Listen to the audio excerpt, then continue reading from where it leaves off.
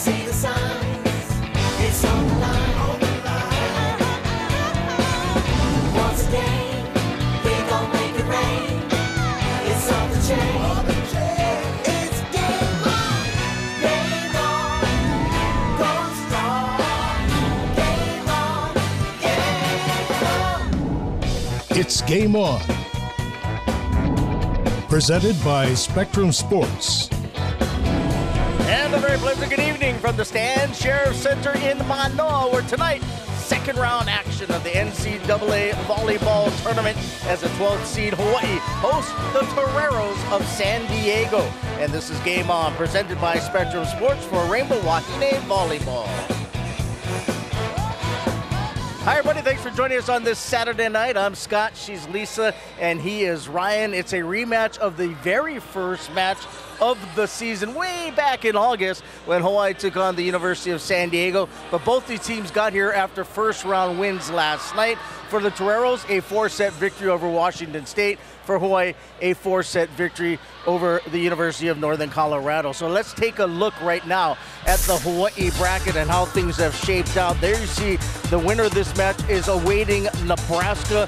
Cornhuskers went 4 with Missouri. And there you see last night's matchups, San Diego and Hawaii advancing. It was a difficult match for the Rainbow Wahine in the first couple of sets, and overall though, you look at the numbers and it's hard to say that Hawaii struggled with those great numbers. Yeah, especially that hitting percentage. Hawaii at 315 really helped to elevate their hitting percentage in the latter part of that match as they got more and more confident, but the blocks was really the story for Hawaii. 13 blocks, a lot of that credited to the bad passing of Northern Colorado. You see there Hawaii with 9 aces, but the bad passing ultimately led to Hawaii's ability to set up that block. Well, let's take a look at some of the highlights from the Bears and Wahine. Start off with Skylar Williams, the middle blocker, hit 818 last night. Skylar Williams just literally skying, really making some great connections and bringing her enthusiasm at the net as she celebrates blocking numerous balls last night. And again, as we mentioned, Hawaii's blocking overall looked very solid. And for IGD as well, she was included in that block party. And Hawaii blockers really took a while to kind of figure this team out, but once they did, in that third and fourth set, they really sealed the deal. And we had the return of Jolie Rasmussen, who hasn't played in almost 3 months, Lisa. We had the opportunity to interview her after, and she said it was just so awesome to get back out on the court, her dream of playing again, and the warm welcome that she had when she was inserted into the game. Yeah, we will see if we will see her from the beginning of tonight's matchup or if she will be coming off the bench, but no doubt the fans were excited to see her back in the lineup and back in Wahine jersey. But it was really a night for McKenna Ross. The senior outside hitter helped lead this team in kills, but not only that, helped provide that offensive lift. She did not play the last time these two teams played.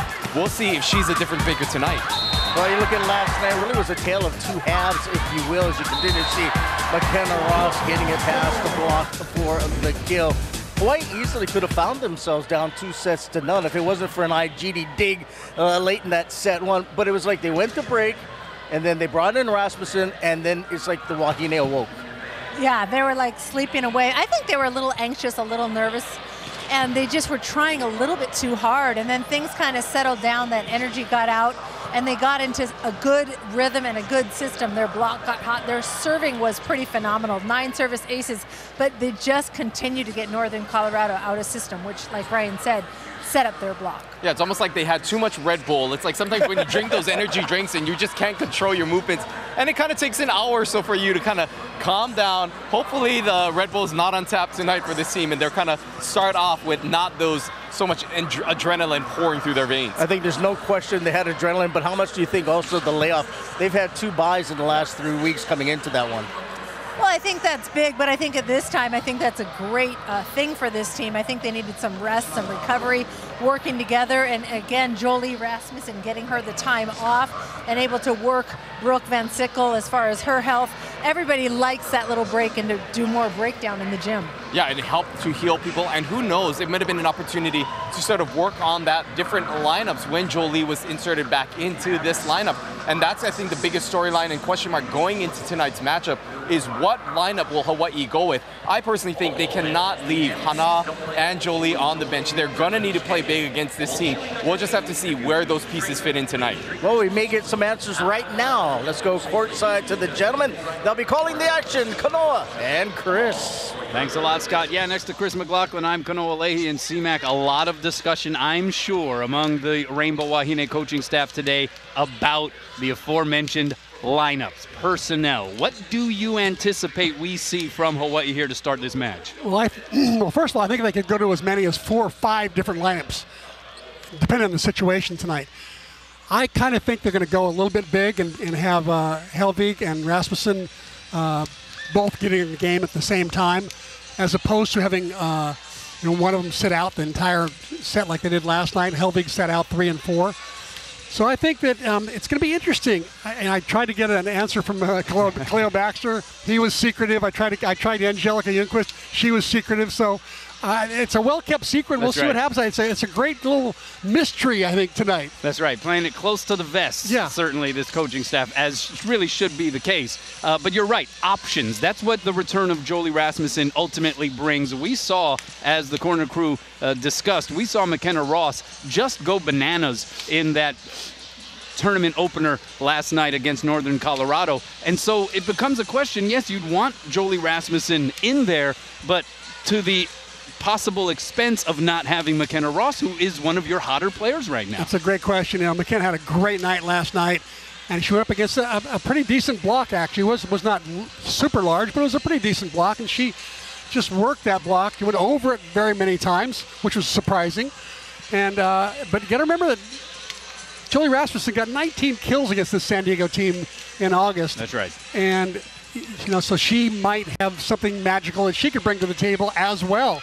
What a tough question. I wouldn't want to be Robin Amo and Cleo Baxter and Angelica Youngquist right now, because too many lineups, too many decisions. It's going to be crazy tonight. I think a great testament to this team, though, is we have seen lineup changes and adjustments throughout the season, and there hasn't been any, at least visible, sort of issue with that among the players. I think all the players seem to be on board with, hey, look, whatever is best, whatever gets us the W. I totally agree. This team has just a great attitude in supporting each other, great character, great spirit, great camaraderie. And it's all come out of love for each other, love for the coaching staff, and they seem to just go with the flow. They're really resilient. All right, let's talk about San Diego on the other side. They are the WCC champs. This is a program that, quite frankly, is among the most consistent non-Power 5 programs in the country. They don't do anything poorly. They are just a really solid volleyball team. Yeah, and I think their biggest strength, in fact, Kanoa, is that they are balanced. Like last night, they had 4 players in double figures in kills. If I'm a middle blocker in the other team, I'm going to go, what? I thought I like to key on just one big whip, or just maybe 2, but not 4. That's right. So the middle blockers, I think, are going to really be challenged tonight. Amber Ajiti and Sky Williams. It's going to be a little trickier for them. Let's watch that carefully tonight to see how many split blocks that they get. And it's going to be interesting. It's really going to be tough, I think, for Hawaii middle blockers. Yeah, of everybody. A lot of prolific offensive players for this Toreros team. You have Megan Jacobson in the middle, who's hitting .411 on the season. Like number 7 in the country. That's right. Great kill percentage. Tanae Fayad, who they will set time and time again, certainly on the outside pin. A player that Hawaii did not see, though, in the season opening match is Grace Froling, the West Coast Conference Freshman of the Year. And boy, has she played well throughout the season. 17 kills last night. Yeah, she's a force, and she's 6'5". She'll be blocking on the right side, much like Hannah Helvig does for Hawaii. So she'll be taking on Hawaii's #1 outside hitter on the left, and at 6'5", she definitely is a presence. Your set better be precise, and the attacker has got to really attack smartly with a 6'5" monster out there. Well, the winner gets Nebraska in Madison, Wisconsin, in the regional, in the next round of this NCAA tournament, and whoever gets there, they will have earned it, because this is going to be a doozy. We'll see you at first serve. Let's send it back over to the corner crew. All right, thanks a lot, guys. Let's take a look at that bracket. This is the top left-hand side if you're looking at the brackets on a piece of paper. These are the 4 teams that will advance to the Baylor Regional. You see Baylor won, Purdue also, Kentucky, and Washington. So chalk on that side. Those 4 teams will be in Waco later on next week. Also, you have here in Madison, Wisconsin winning in 3 over UCLA, Texas A&M, Nebraska, and the winner of this match will join them in, I'm sure, what will be chilly Madison, Wisconsin later on this week. As they mentioned, Hawaii or San Diego will play Nebraska in the regional semifinal. In the upper right section of the bracket, Stanford easily over Cal Poly. How about Utah? That was at Provo in Smith Fieldhouse, and they destroyed the Cougars. So that's one seed knocked out. There you see Penn State winning over Towson. And how about another seeded team? Pittsburgh getting knocked off at home by Cincinnati. So those 4 teams will be in Stanford later on this week. And in the bottom right hand of the bracket, Minnesota survived, down 2-1. They come back and beat Creighton in 5. Florida over UCF. Texas last night in 5 over UC Santa Barbara. Louisville last night in 5 over Western Kentucky. So the 4 winners will head over to Austin to see how they do against their teams. All right, for the University of Hawaii, this is kind of a big deal, obviously. It's been a long road, but what will it take to win a national championship? We have to just get locked in and, you know, focus and do our best all the time, give it our all during practices as well. And just also, it's important to like sleep well, eat well, drink a lot of water, just to be focused on that like all day, even when you're not on the court. Just a lot of hard work and just definitely a lot of confidence and just going out there and competing no matter who's on the other side of the net. One thing is culture. You gotta have everybody, you have to have like at least 95% of your team on the same page. Because there's a lot of people that, you know, a lot of kids that they're like, oh, let me go to these big schools, and all of a sudden, they're all transferring. You gotta get kids that wanna be there. Because if you don't wanna be there, you don't love, you know, the place you're in, you don't like it, you're not gonna be happy, therefore, you know, you're not gonna go all out. As an athlete, I just wanted coaches to be upfront with me. Be upfront, you know, don't hide stuff, peeing on with the kids, you know, and showing them that you actually care about them, not only volleyball-wise, but life-wise too.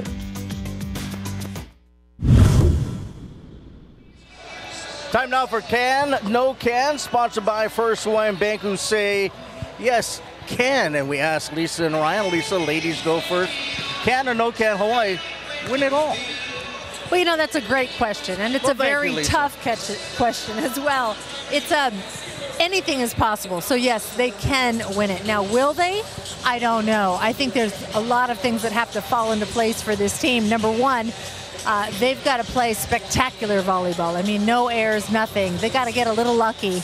And like Coach Robin Amo has said all year long, this is a special team. And in order to win, they have to buy into the culture. And I think she's finally got her real first team that has totally bought in to her culture and her style. And she knows that they've worked very hard.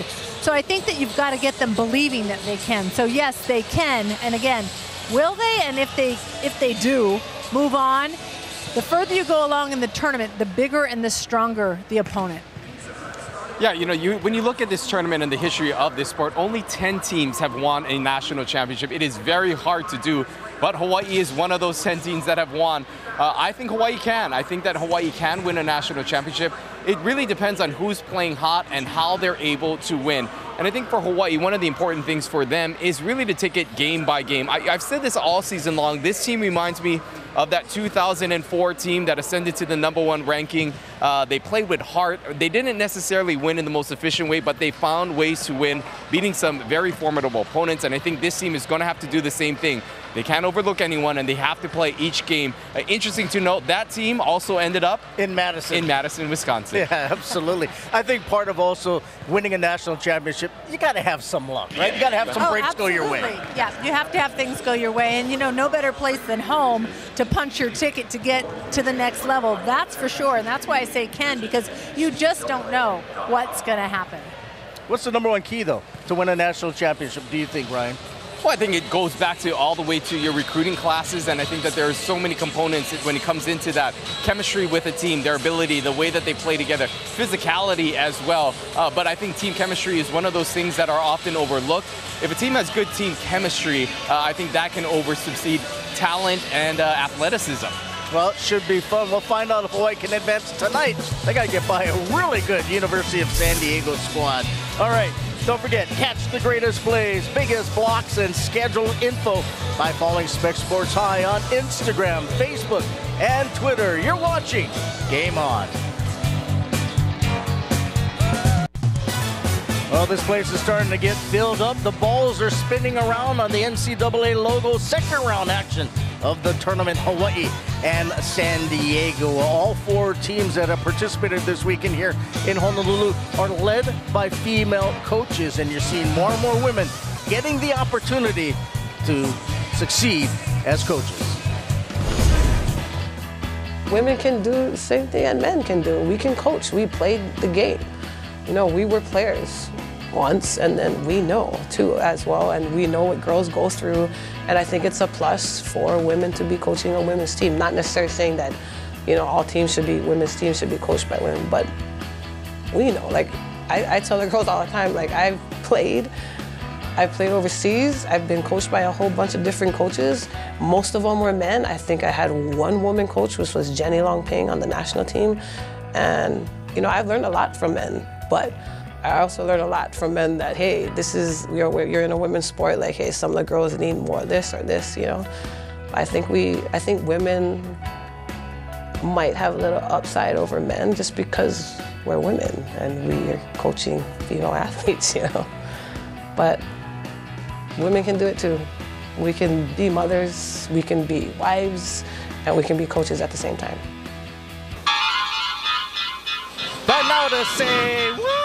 It is brought to you by Bank of Hawaii. We'll stay on the theme of female coaches. You know, only 2 programs led by women have gotten to a national championship, Florida and BYU, but no woman head coach has won a national title. But you get the feeling that's going to change very quickly. Trust me, it is going to change really quickly, and I think this young lady right here is going to be one of the people that has a great opportunity, the way she's on track right now, to be potentially to bring Hawaii a national championship. Yeah, and you look at the history, I mean, in the beginning, there just wasn't a whole lot of opportunities for women to have this chance to coach other girls and really help in their development. And in fact, Donna Johnson, when she started this Wahine program, she told Dave Shoji, I'm going to keep you here until I find a female coach. Only thing, Dave Shoji had a pretty good career, so it's kind of hard to kick him out.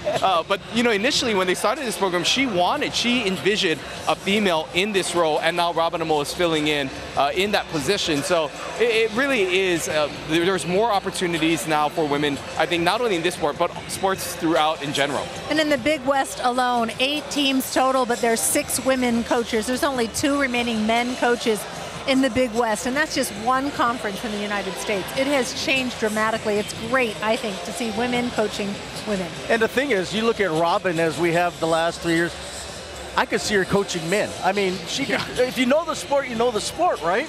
Well, she did for a time help out with Charlie Wade on the men's team. So yeah, she's just a great volleyball mind. So it really doesn't matter. And we're seeing it all the way up in the NBA with assistant coaches, female assistant coaches as well. You know, Robin mentioned I'm a female, I coach females, I understand. Does that really, do you think that plays a role, though, being able to understand the female athlete, having been one as well? Oh, no, I know it does. It absolutely does. And what you're going to find, too, in Hawaii, there are so many male coaches, especially with the club volleyball in the high school. Oftentimes, especially at that age, younger girls tend to need a little bit more TLC, a little bit more care. They're going through different things than young boys do. So I think it's spearheaded, but I think it needs and will continue to rise, where you're going to see more women at all levels coaching volleyball and basketball in every sport. Yeah, the rise of the Wahine. There you go. Rise of the Wahine. You were before the time there, Ryan. You guys were on it. All right, let's take a break. When we come back, we're going to discuss the breakdown. Hawaii and San Diego. There's the living legend himself, Dave Shoji, and his wife, Mary.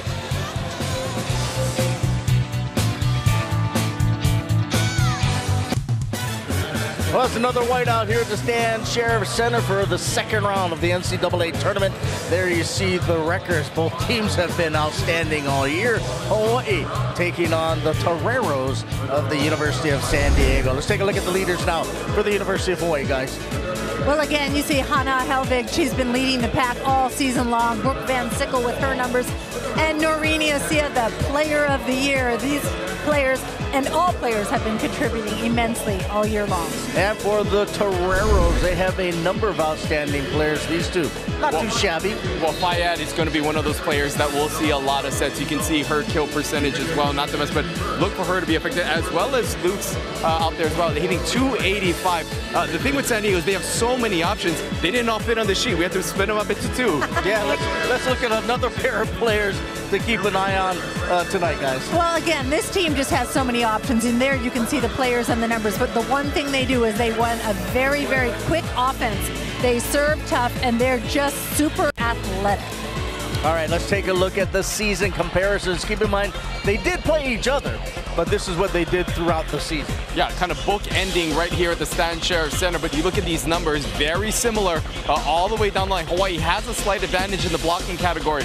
But again, I think tonight it's going to come down to who can get the other team out of system. As Lisa was saying, this is a team that runs a faster offense. Hawaii is going to have to find ways to disrupt that offense and really make them a little more predictable so their block is not running to close the seams. And I would imagine one of the ways to slow down that quick offense is your serving. Absolutely. From the service line, and Hawaii's been coming on strong from the service line. Last night, 9 service aces. Bailey Choi came in and just had a run. Noreen Osia. The whole team has been doing a great job. What I like what they've been doing is moving the ball around from the end line. They're serving from the right back, the left back, and they're changing it up. Short, deep, jump serve, jump floaters all over. So they're really trying hard to get the other opponents out of system. I think one of the keys that Hawaii should really look at is actually incorporating the short serve in this, especially into area 2, to try to disrupt the slide pattern. This is a team that will run some X plays and some crossing plays. So if Hawaii can sort of bring that right front and make them pass or have that middle pass that first contact to sort of disrupt what's going on that end and have to kick it to the outside, I think not only do they have to serve tough, they just have to be a little bit more strategic with the placement of their serves. They're also going to have to keep an eye on Anna Newsom, the setter, particularly when she's in the front row, because she's a very offensive setter. Yeah, the setter, senior from Barcelona, is very offensive, and she's not afraid to dump. She's very quick on defense, but they audibilize a lot. In other words, they call for their sets quickly, and she really does have so many options that Hawaii's blocking is really going to be challenged tonight. And, you know, working the sidelines, I hear the coaches talk to them, and one of the common themes that Hawaii is always talking to their players about is their block. I think sometimes Hawaii feels when they play some of these bigger teams or going up against some of these bigger opponents, they're trying to max jump and they're trying to get higher over the net, and that tends to lead to more seams underneath in the arms, and that's when Hawaii blockers get used. And so one of the things that Hawaii coaches are constantly preaching to their players is saying low and tight. If they hit over you, they're going to hit over you.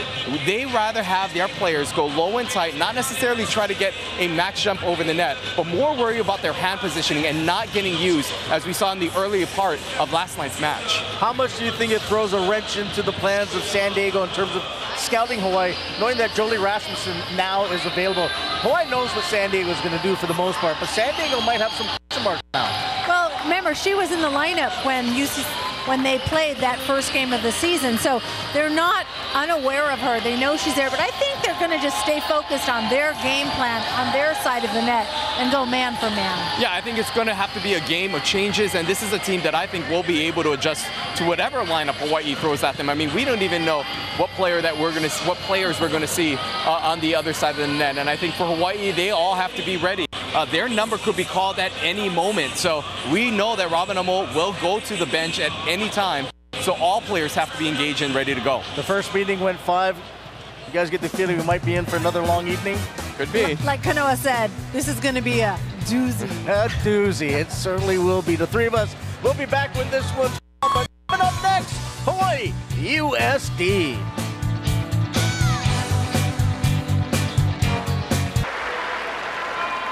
Aloha ahi ahi. Good evening, everyone.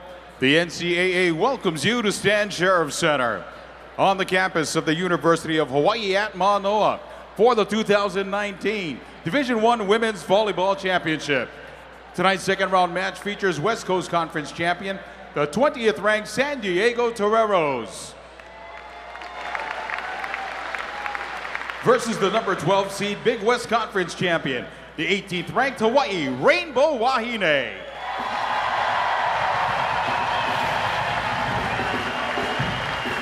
Let's meet the visiting team, the San Diego Toreros. First, the reserves.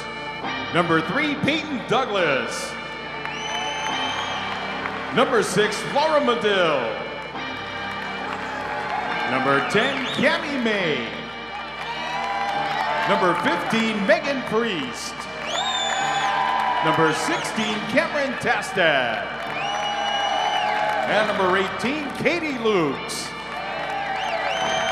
Now their starting lineup.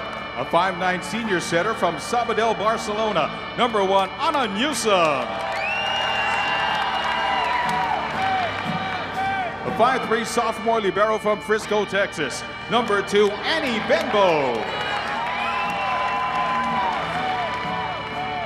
A 6'2" junior outside hitter from Berkeley, California, number 8, Roxy Wiblin. A 6'2" senior middle blocker from Lakewood, Washington, number 9, Megan Jacobson. A 6'5" freshman opposite from Los Angeles, California, number 11, Grace Froling.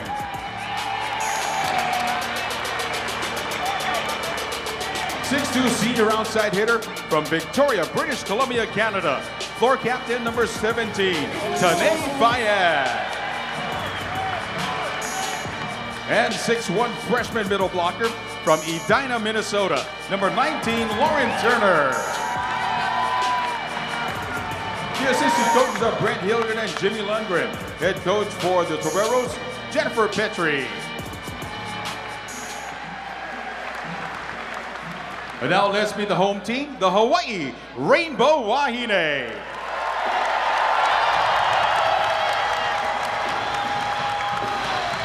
First, the reserves. Number 1, Kyra Hanawahine. Number 4, Kamale Cruz. Number 6, Riley Wagner. Number 7, Bailey Choi. Number 9, Kirsten Sibley. Number 11, Tiffany Westerberg.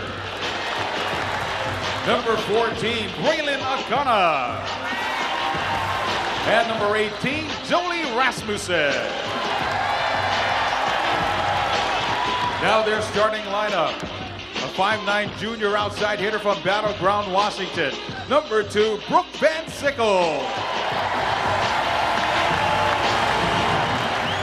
6'3" middle blocker freshman from Baton Rouge, Louisiana, number 3, Amber Igini.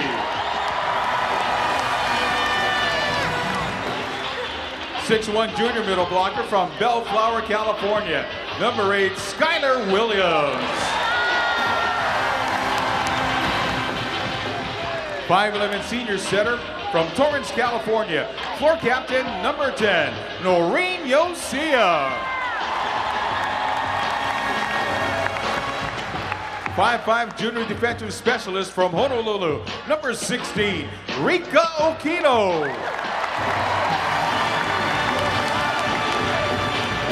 6'2" freshman outside hitter from Lidingö, Stockholm, Sweden, number 17, Hannah Helvig. And a 5'10" senior outside hitter from Aliso Viejo, California, number 20, McKenna Ross.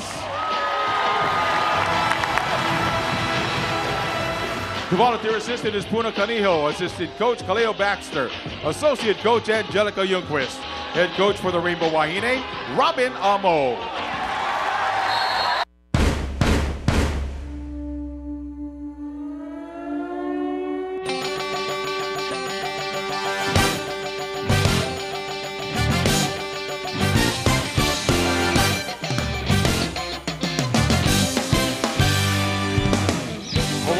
Got to celebrate both the return of Jolie Rasmussen and head coach Robin Armo's first postseason victory as the Rainbow Wahine advanced to round 2 of the NCAA tournament. Earlier Friday, and possibly the toughest first-round matchup of the tourney, San Diego battled through to the second round, defeating Washington State in 4 sets. Up next, the road to a championship continues. Round 2 between the Toreros of San Diego and the Hawaii Rainbow Wahine.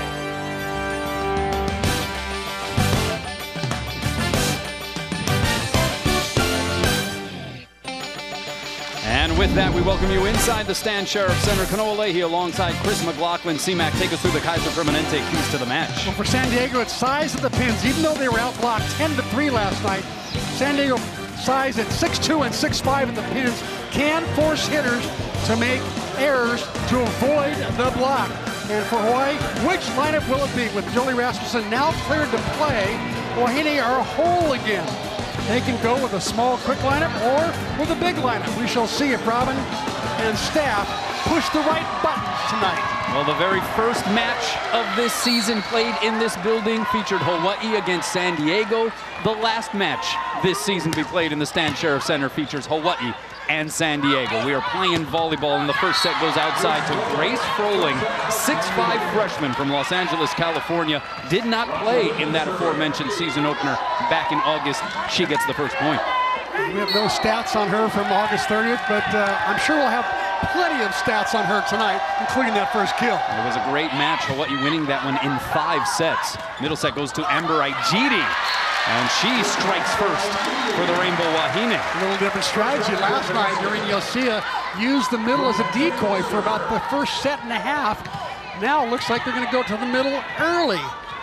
Two 25-win teams. Torero's 25-5. Champions of the West Coast Conference at 17-1. Hawaii 25-3. They took the Big West crown at 14-2 in league, and that one put down by Tanae Fayed. She's the senior from Victoria, British Columbia, Canada. 2.89 kills per set. One of 4 players for the Toreros named to the West Coast Conference first team. What an arm she's got, too. That was a gun of a shot there.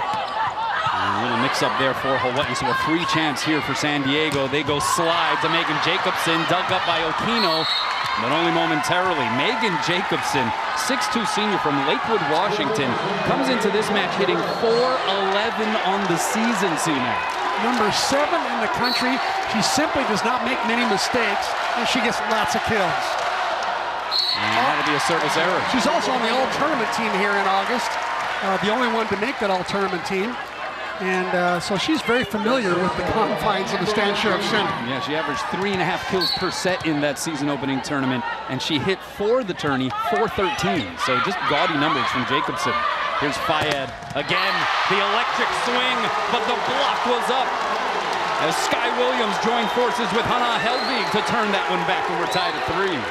It's 6'3" and 6'2" on the outside. Pretty formidable block for the Rainbow Wahine there. So the serve by Amber Ijiri. She goes deep corner to Fayed. Middle set goes to Froling, and she's able to find that far sideline. Grace Froling, West Coast Conference Freshman of the Year, also a first-team selection, and she puts a pounding on the volleyball when it comes her way. Notice where she hit that ball out of the middle, so she's not a true right side who stays in the right side. She'll hit balls out of the middle. Outside it goes to McKenna Ross off the top of the tape, pinballed around, and it's going to get on the Hawaii side of the net. Yosia goes backside to Helvig, and she bounces it in front of that end line, and we're tied again at 4 apiece. This place just erupted when Helvig hit that. And by eruption, I mean like 7,000 to 8,000. That's right. Another fat crowd here at the SSC. Helvig, interestingly enough, did not play in 2 of the sets last night in the tournament opener against Northern Colorado. The first sets she missed all year. And how about that serve by Bailey Choi, the senior setter, transfer from Utah, putting Hawaii up 1. Bailey Choi could get a contract as a knuckleballer in the MLB if she wanted to with that kind of shot. Just has great no spin on the ball. Yeah, had a couple of aces last night. Yeah, just falls off of a table. There she goes a little deeper with it. Back row bump set goes to Roxy Wivlin. It's dug up. Hawaii outside to Rossi. Tried to go high hands. Did she get a touch? Yes, she did. And it's a point for the Rainbow Wahine. Hold the phone. Discussion between the R1 and the line judge. And they'll see if they can come to an agreement there. Kevin Cole is the official atop the ladder. And he is going to overrule the touch call by the line judge. Kylie Kimura, by the way, the R2 on the floor. West Kawachi, Dean Tamura, the 2 line judges. I think that probably was the correct call. Not worthy of a challenge, in my opinion. Well, but let's see. Robin's going to challenge it. So she's going to do it. Never one to shy away from a challenge. Robin Amo quickly reaches for that laminated green card. You know, one of the reasons that McKenna Ross has been so successful this last 1/3 of the season, she knows how to go for the high hand shot. So that was not a mistake that she hit the ball high off the hands there, or in theory high off the hands. I think she might have missed by a fraction, but she's gotten really good at that. That's why her numbers have been so high the last 1/3 of the season, even though she's 5'9", 5'10", but she's got a great jump and a great arm swing. We have said it throughout the years since this replay system was instituted, that this, at least with the definition that we're working with via our cameras and instant replay abilities, this is the toughest review. The touch, no touch at the net. Absolutely. This is very tough to stop the ball. From that angle, it looks like there could be a flicker on that left hand. And we'll see what Kylie Kimura ultimately decides. Very efficient with the reviews last night. I'm going to predict that there was a touch. You've been on it here we'll with see. these predictions we'll as see. of late. Drum roll, please. Touch it is, and the challenge by Robin Amo pays dividends. Give all the credit to Robin Amo that time for standing by her hitter, McKenna Ross. I think McKenna might have told her, given her a wink or something, saying, "Coach, I got that." So she did the challenge. Is there going to be a challenge of the challenge now? What's going on? Well, they can't challenge the same element. You can challenge another call on the same sequence, though. But interesting to see what Jennifer Petrie might be communicating to Kylie Kimura. Petrie, in her 21st season, took over the program in 1999, was once again named the West Coast Conference Coach of the Year. She has won that award now 6 times. This is a quality and veteran coaching staff on the side of the Toreros. Well, Jen Petrie just checking to make sure her lineup was correct. Served by Choi.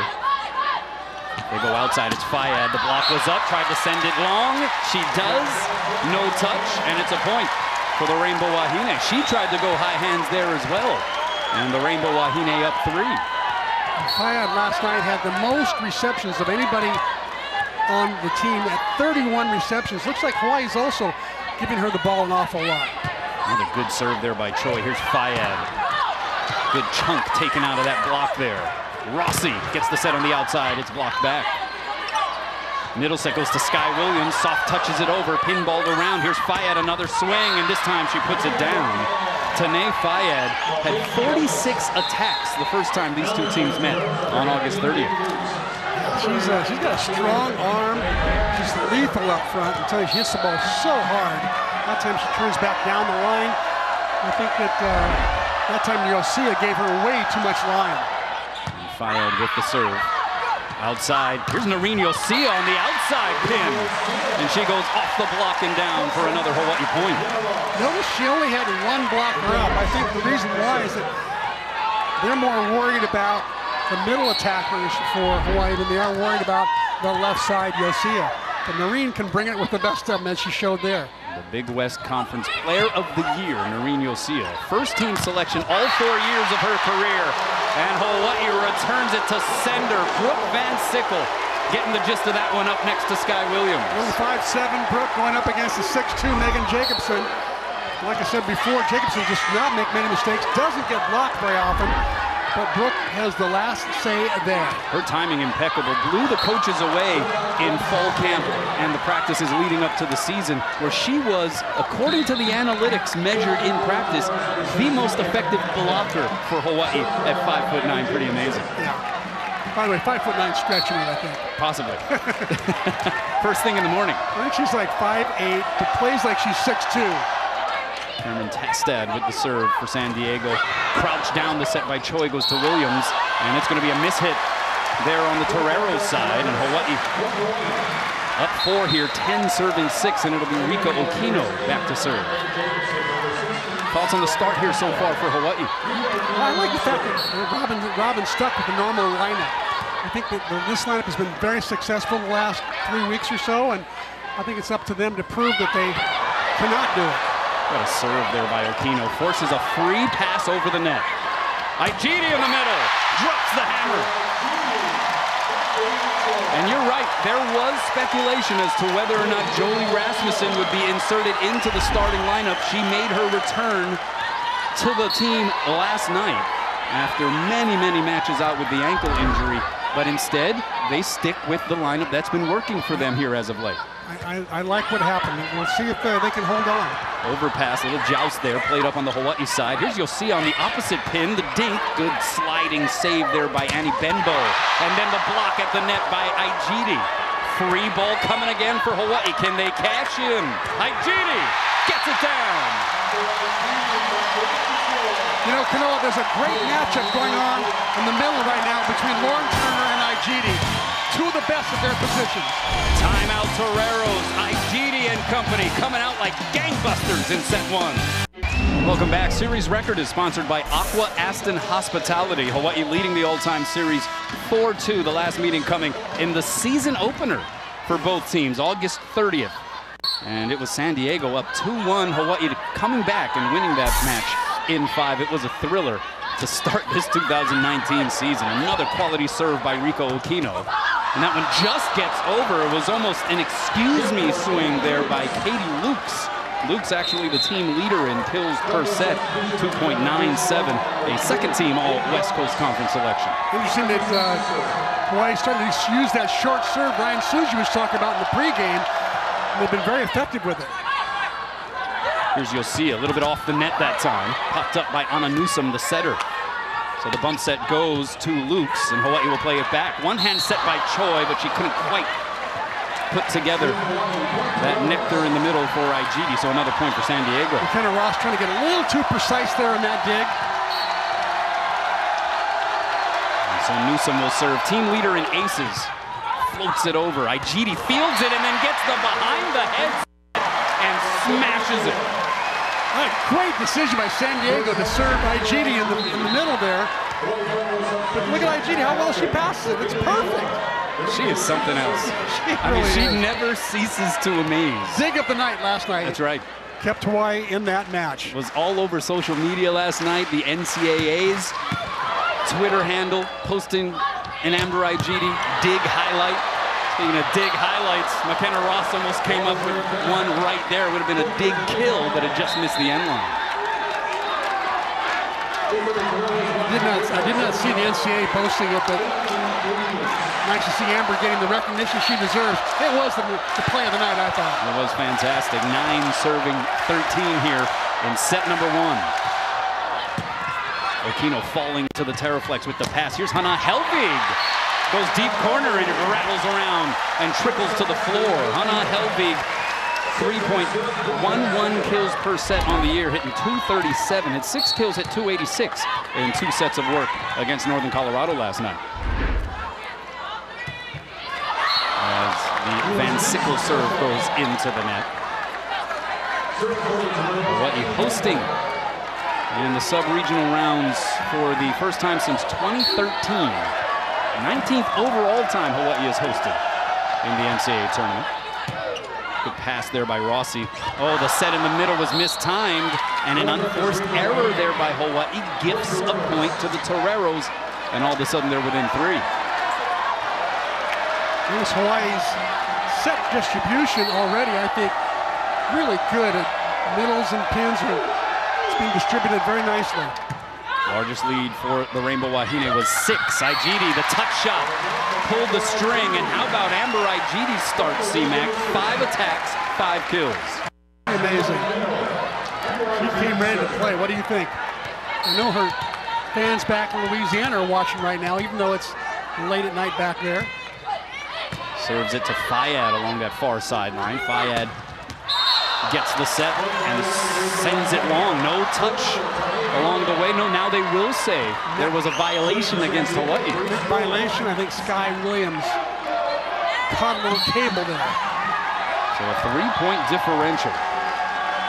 And here is Grace Froling, tied for second on the team in service aces. Tough pass there by Ross. Helvig! Oh, she's grooving right now. 3 kills on 3 swings for Hannah. You know, when she gets to rest for 3 rotations, she comes in so fresh. Her arm looks good, getting a good jump. You know, she saw the block out of the corner of her eye, taking her line, so she went cross court heavy. Similarities between these two teams, pretty striking. Step out goes to Jacobson.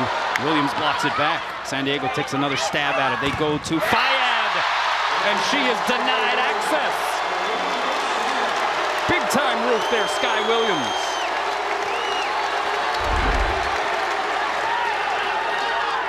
Fayad, I think, tried to come back down the line. The set was a little inside, but Yosia and Sky right there waiting. So 17 serving 12. Bailey Choi with the serve, good pass there. Benbow slide goes to Jacobson, and she dinks it over and down. And one thing we haven't seen yet is the offensiveness of Anna Newsom. Watch for her to possibly start asserting herself. If her pin hitters and her middles aren't getting the job done, she'll just take over the match by herself. 2 kills away from a triple-double in the season opener against Hawaii. 2 kills away from a triple-double last night in the 4-set win over Washington State. Yosia had to readjust the approach. So a chance here in transition for San Diego. Jacobson blocked back. Newsom cross-court bump set, and that goes to Lukes, and she gets it off the block and down. When we talk about the similarities between these two teams, they're comprised very similarly in terms of their personnel. And then even in terms of the recognition, right? You have the setter of the year in the West Coast Conference in Anna Newsom. You have the player of the year in setter, et cetera, for Noreen Yosia. You have the West Coast Conference Freshman of the Year on the side of the Toreros. You have the Big West Conference Freshman of the Year in Hannah Helvig on the side of Hawaii, and the similarities go on and on. And you have 2 very good coaches as well. 6-time coach of West Coast Conference Coach of the Year, Jen Petrie, just got another honor this year. That's right. Okino on one knee gets the pass, and then Sky Williams more or less just dunked that down. And Hawaii back up 3. Bailey Choi delivered a very precise set that time to Sky Williams. Sky Williams entered this match hitting .402 on the year, and that was thanks in large part to her 9-kill, .818 percentage last night against Northern Colorado. And that one sent off the Hawaii hands and out by Lukes. That was a smart shot. Block was well formed. Sky Williams got there a little late, but there's that touch by Noreen Yosia. Hawaii hitting .526 here so far in set 1, .318 for San Diego. This is a Toreros team that led the WCC in hitting percentage. In fact, was 7th in the NCAA in that category. Middle set, that's Lauren Turner, and she gets it down. 6'1" redshirt frosh from Medina, Minnesota. And it is a 5-1 run being enjoyed by San Diego. They are within 1. And the crowd trying to urge the home team on here at the SSC. Pass by Okino. Outside it goes to Van Sickle. Up off the trampoline. It's dug up by Peyton Douglas to the net. Sky Williams couldn't put it down. Pinballed back and forth. Williams in the middle, and she's able to just squeeze it by the solo block attempt of Lauren Turner. I thought Sky Williams would take that overpass and just drill it. Instead, she used 2 hands and didn't quite get enough on it. But then eventually got the kill. How about last night's performance? 8-18. That's pretty impressive. No kidding. Throw 6 blocks on top of that as well for good measure. Outside, swing by Lukes. And a heavy-handed strike once again by the 6'2" sophomore from San Clemente, California. Second team all WCC this year. Just knows how to tool the hands. Go heavy cross court as well. Newsom, the southpaw serve. Pass on target, and Igidi able to level that nectar put up by Bailey Choi. This is the opposite philosophy of setting tonight than last night. Last night, Hawaii going a lot to the pins early. Tonight, going to the middle early. Maybe they were gaming us last night, maybe. What do you think? Perhaps. Or gaming San Diego. Playing possum? Yeah. 11 attempts between Igidi and Sky Williams in the middle, to your point. And the block is up on Froling. Some freshman on freshman crime as you had Igidi and Helvig up against Froling, putting up the wall. A lot of youth out there. And here is Noreen Yosia. Had 4 aces last night. So that gives her 11 aces in her last 2 matches. Had 7 on senior night here in this building. Another hot serve. Middle set to Turner, missed time. She just gets it over. So Okino bump sets to Helvig against the double block. She's blocked back, played off the twine by Van Sickle and sent over. Advantage Toreros. They go right side, and it's Lukes going off the block and down.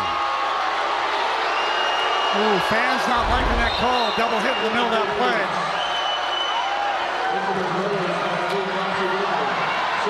That was what the fans were booing. They thought there was a double hit there on Lauren Turner. Robin Amo also in the moment feeling like that should have resulted in a whistle. Instead, it's a 2-point differential. Torero serving. Down the line it goes. Van Sickle off with the pass. Bump set to Helvig from Rossi, and it was just too tough of an angle. And once again, San Diego within 1. Timeout Hawaii. It's getting good here down the home stretch of set number 1. Back, let's go inside the numbers presented by Heineken. The number is 80. That is the number of NCAA tournament victories for Hawaii, 4th all-time in NCAA women's volleyball history.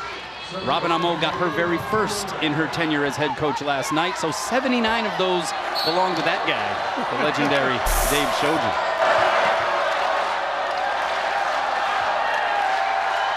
So San Diego has to feel good about where they're at here in this set 1, being out-blocked by Hawaii, out-hit, and yet here they are within 1, make it 2 as Helvig strikes again. What a swing by Helvig. She's about the 6 or 7 foot line, way off the net. And she finds a way around that block and down with heat. What a play. Largest lead in this set was 6 for the Bows. Toreros go right side. Froling hits it into the pin, and that's another point for Hawaii. They're up 3, 23 serving 20, and that will prompt a timeout by San Diego. We will keep things here at the Stan Sheriff Center. Well, it was a very fun night of volleyball last night. First off, San Diego and Washington State, you're talking about a couple of nationally ranked teams, maybe the most difficult opening round match in the entire NCAA tournament, just from a matchup standpoint. San Diego wins that one in 4, and then Hawaii playing Northern Colorado last night, and so many connections between those 2 programs as you had homecoming for a couple of the assistants for Northern Colorado. Absolutely. John Haraguchi from Puno and PEIU from Kamehameha. And PE, by the way, at practice had a special visitor come in to see him. And she's actually a professor at the Ethnic Studies program in the University of Hawaii. And she could not come to the game. She's a huge volleyball fan. Could not come to the game. She told me, well, I'll be in the hospital. I got surgery. Her name is Dr. Daviana McGregor, and we wish her well. Absolutely. We know she's cheering from her hospital bed. Yeah, very well said, C-Mac. Glad you were able to give her a shout out, and we hope that she is in good spirits as she takes in tonight's round 2 match. All right, let's send it over to Ryan.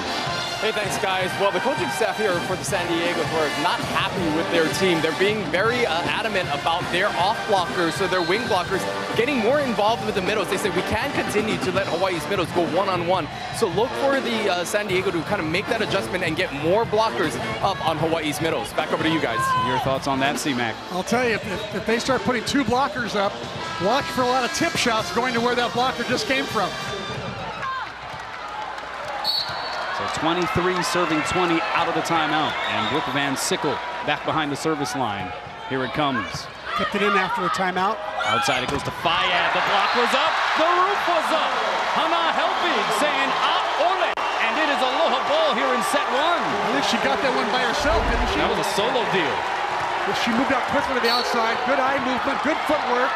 And then just straight down, because Fayad is such a great player. And Van Sickle, that one tickled the tape. Outside, here's Fayad again. Hot swing, dug up by Okino. Second touch centered by Yosia, and a free chance here for the Toreros. They go slide to Turner. And Lauren Turner puts it down to delay things here as Hawaii tries to snag this opening frame. What a sweet set from Hannah Newsom. Very deceptive and right on the money. Good swing by Turner as well. Annie Benbow, the libero, 5'3" sophomore from Frisco, Texas, with the serve. Right side, it's Helvig off the block. Played up on the Torero side, dumped down by McKenna Ross. And Hawaii takes set 1, 25-21. Hold the phone We are going to have a call by the R1 Kevin Cole. Did he call a net violation? I think so. So the celebration from handful is probably pretty accurate. The celebration postponed momentarily at least. IGD off the one-hand set by Yosia couldn't get it down. The swing by Froling, great up there, you'll see on the second touch. The swing by IGD again, saved on the Toreros side. The dink by Fayad, and this ain't over yet in set one. It is 23 serving 24, and that will bring about a timeout from Robin Amo. Take another look at McKenna Ross. Some confusion here. The celebration for the set one win was on, but there definitely was a touch there. Good call there by Kevin Cole. Kevin Cole right on it. He was about 3 feet away, and he was very sure what his call was, and you didn't see McKenna Ross argue at all. She knew she had followed through a little bit too far. But give San Diego some credit for coming back in these last 2 points, playing really some good volleyball. Yeah, they're showing obviously some of their grit and determination here. Trailed by 6 at one point in this first frame. It was 24-21 aloha ball for Hawaii in the first, and right now San Diego with the serve, a chance to tie it. Hawaii. Well, Amber Igidi has led the way offensively for the Rainbow Wahine. 6 kills on 8 swings, C-Mac. Yeah, she's been getting some pretty good touches in there. Up early, up often, asking for the calling for the ball.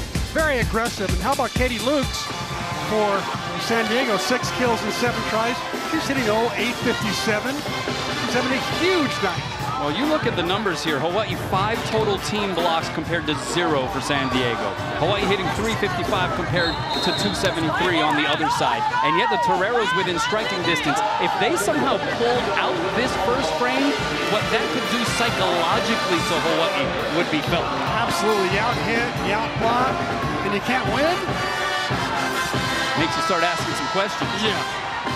But you know what, Robin Amo, if that did happen, she'd tell them, stay confident, stay strong, keep believing in yourself, and good things will happen. They have played well, but can they finish the deal? The serve by Benbow. Pass by Ross is on the money. Right side, it's Helvig. Gets it down. And Hawaii finally, officially claims set number 1, 25-23. They strike first here in this second round match between these two top-notch non-Power 5 conference programs.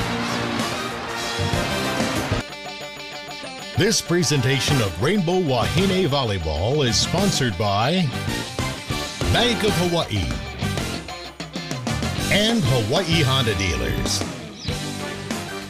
Welcome back. Well, set 1, the freshman, Hana Helvig, stepping up after sitting out 2 sets in the opener last night against Northern Colorado.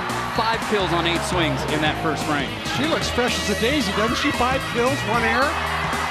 And she's got a block solo and in on 2 other blocks, in on 3 of Hawaii's blocks. And that's really been a big difference tonight. Hawaii's 5 blocks to San Diego's none. And on the other side of the net, it looks like Katie Luke's still leading the way for the Toreros. 6 kills in 7 tries, hitting 857. In fact, how about the pair of freshmen, Helvig and Igidi, with 11 kills and just 1 hitting error between them. Only 3 hitting errors in that first frame as a squad for the Lady Bows. All right, for the latest information on UH Athletics, go to hawaiiathletics.com for UH news, tickets, videos, and more. Also visit UH's Twitter, Facebook, Instagram, and YouTube sites to follow your favorite teams and get current fan promotions. Set 2 underway. It is Ross from the back row, and she is denied by Lauren Turner, who has made a living out of solo stuffs this season. Unbelievable. She's got 20 block solos to lead the team and 88 block assists. She's really good at the net. Middle set, it's Igidi. Turner again by herself turns it back. Igidi the second time couldn't catch it flush. Froling from the opposite position, off the block and down. So a quick 2-point start here for the Toreros in set number 2. Froling can be such a force in that right side. At 6'5", just swings high and hard. Another good short serve by San Diego. A diving first touch there by Igidi. Advantage Toreros. Turner, the paintbrush swing. Pancake save Choi. Ross 2 hands it over from the back row. So bump set goes cross court to Froling. And she's able to find that deep corner and get it past the diving McKenna Ross.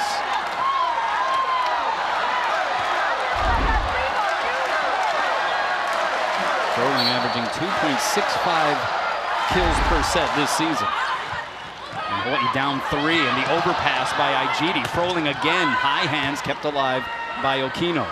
Right side, it's Yosia, the swing, blocked back. Good cover there by Ross. Cross-court bump set, Van Sickle gets it down. Well, Hawaii had to scramble to finally scratch across its first point of this second frame. What a great side bump set by Noreen Yosia. Put it right on the money for Van Sickle. Now Hawaii's in maybe their favorite rotation with Noreen Yosia back to serve. I think one of the fans' favorite rotations as well whenever Noreen's back behind the service line. That was a hot one. Igidi handles the overpass. You always say it, C-Mac, it's as good as an ace. It is, it really is. Noreen did all the work and Igidi got to go get all the, Noreen built the cake and Igidi got the icing. What do you think? 7th kill for Amber.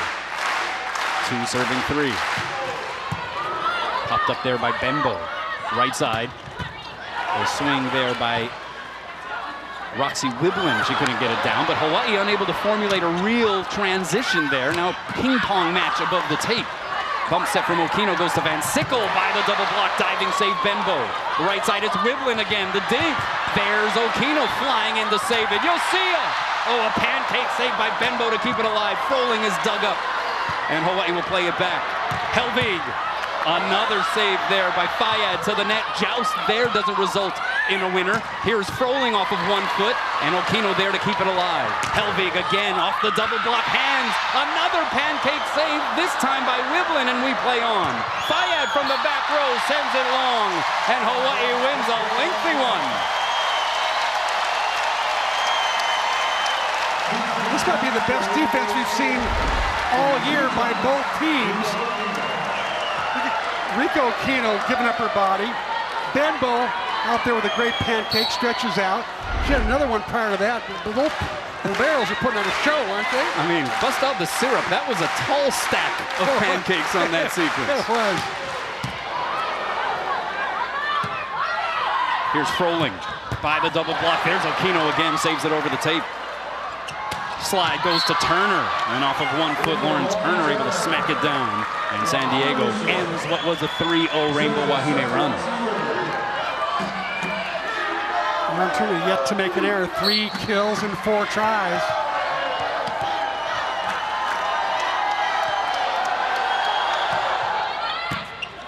Served there by Wiblin. Here's Van Sickle, that little crisscross in the middle, and she just crushes it. Where did the blockers from San Diego are saying, where did she come from? And she brought a trampoline with her. Little crossing play. Van Sickle just unloads. Wow. Served by Van Sickle, barely gets over the net. Turner couldn't get a flush hit on it. Here's Rossi. Dug up over the net by Benbow, but out. And it's a point for the Rainbow Wahine. In the middle of that sequence, San Diego was looking up at the R1 Kevin Cole, and they were asking for an interference penalty against Igidi, but no whistle came. That is not a challengeable call either. 5 serving 4. Oh, good back set goes to Froling, but McKenna Ross, all by her lonesome, says, oh, no, you don't. McKenna Ross saying, you know what? I can play big as a blocker as well. She's been a big hitter recently, but how about this block? Goes up, presses over, and down. 23 blocks on the year coming into this match for Rossi. She got it there. Igidi got it on that occasion, but it's sent back over. Chance here for Hawaii. Igidi, the soft touch, one-hand save, pinballed around. Good diving save initially there by Newsom. Right side, it's Helvig, blocked and roofed, smothered that time by Turner and Fayad. First team block of the night. Great block by Fayad. She got a lot of that one, pressed over. Helvig took a good swing at it, but Fayad too much. Turner there too. 5 serving 6 Good spirited effort here in this match so far from both sides. Here's Rossi, cross court, got a touch, and it's a point for the Bows.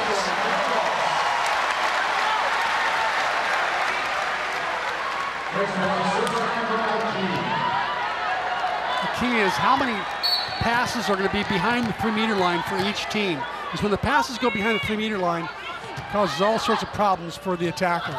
Froling, cross court, and wide. No touch along the way, so another point for Hawaii. And that's going to bring about a conversation between Jennifer Petrie and her hitter, Grace Froling. I'm not sure if she asked Froling if she thought it went in. Whatever the answer was, it convinced Petrie that she's going to challenge, I believe, the in-out call. It was close from our vantage point. Maybe she's challenging the touch. Maybe that's what she was asking Froling.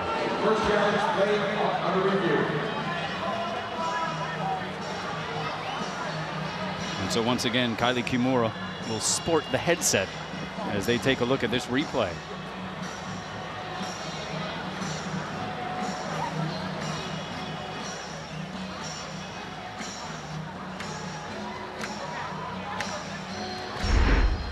Let's see if we can detect anything here. All right, so they're taking a look at the in or out. That definitely looks out from there. They can also, though, on a challenge for in or out, they can also check to see if there was a touch.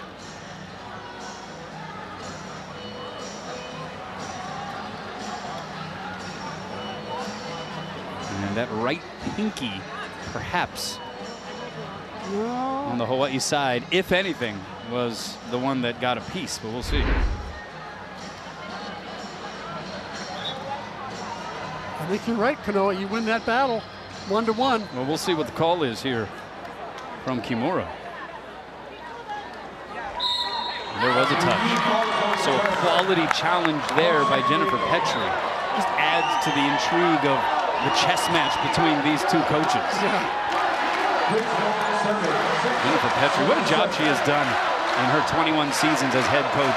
San Diego has advanced to the NCAA tournament under Petrie 19 of the last 21 years, including the last 10 seasons in a row. Coming off of a Sweet 16 appearance a season ago. Trying to make it back there with a victory here this evening. 6 serving 7. And it is Froling getting the whistle signal. Here it comes.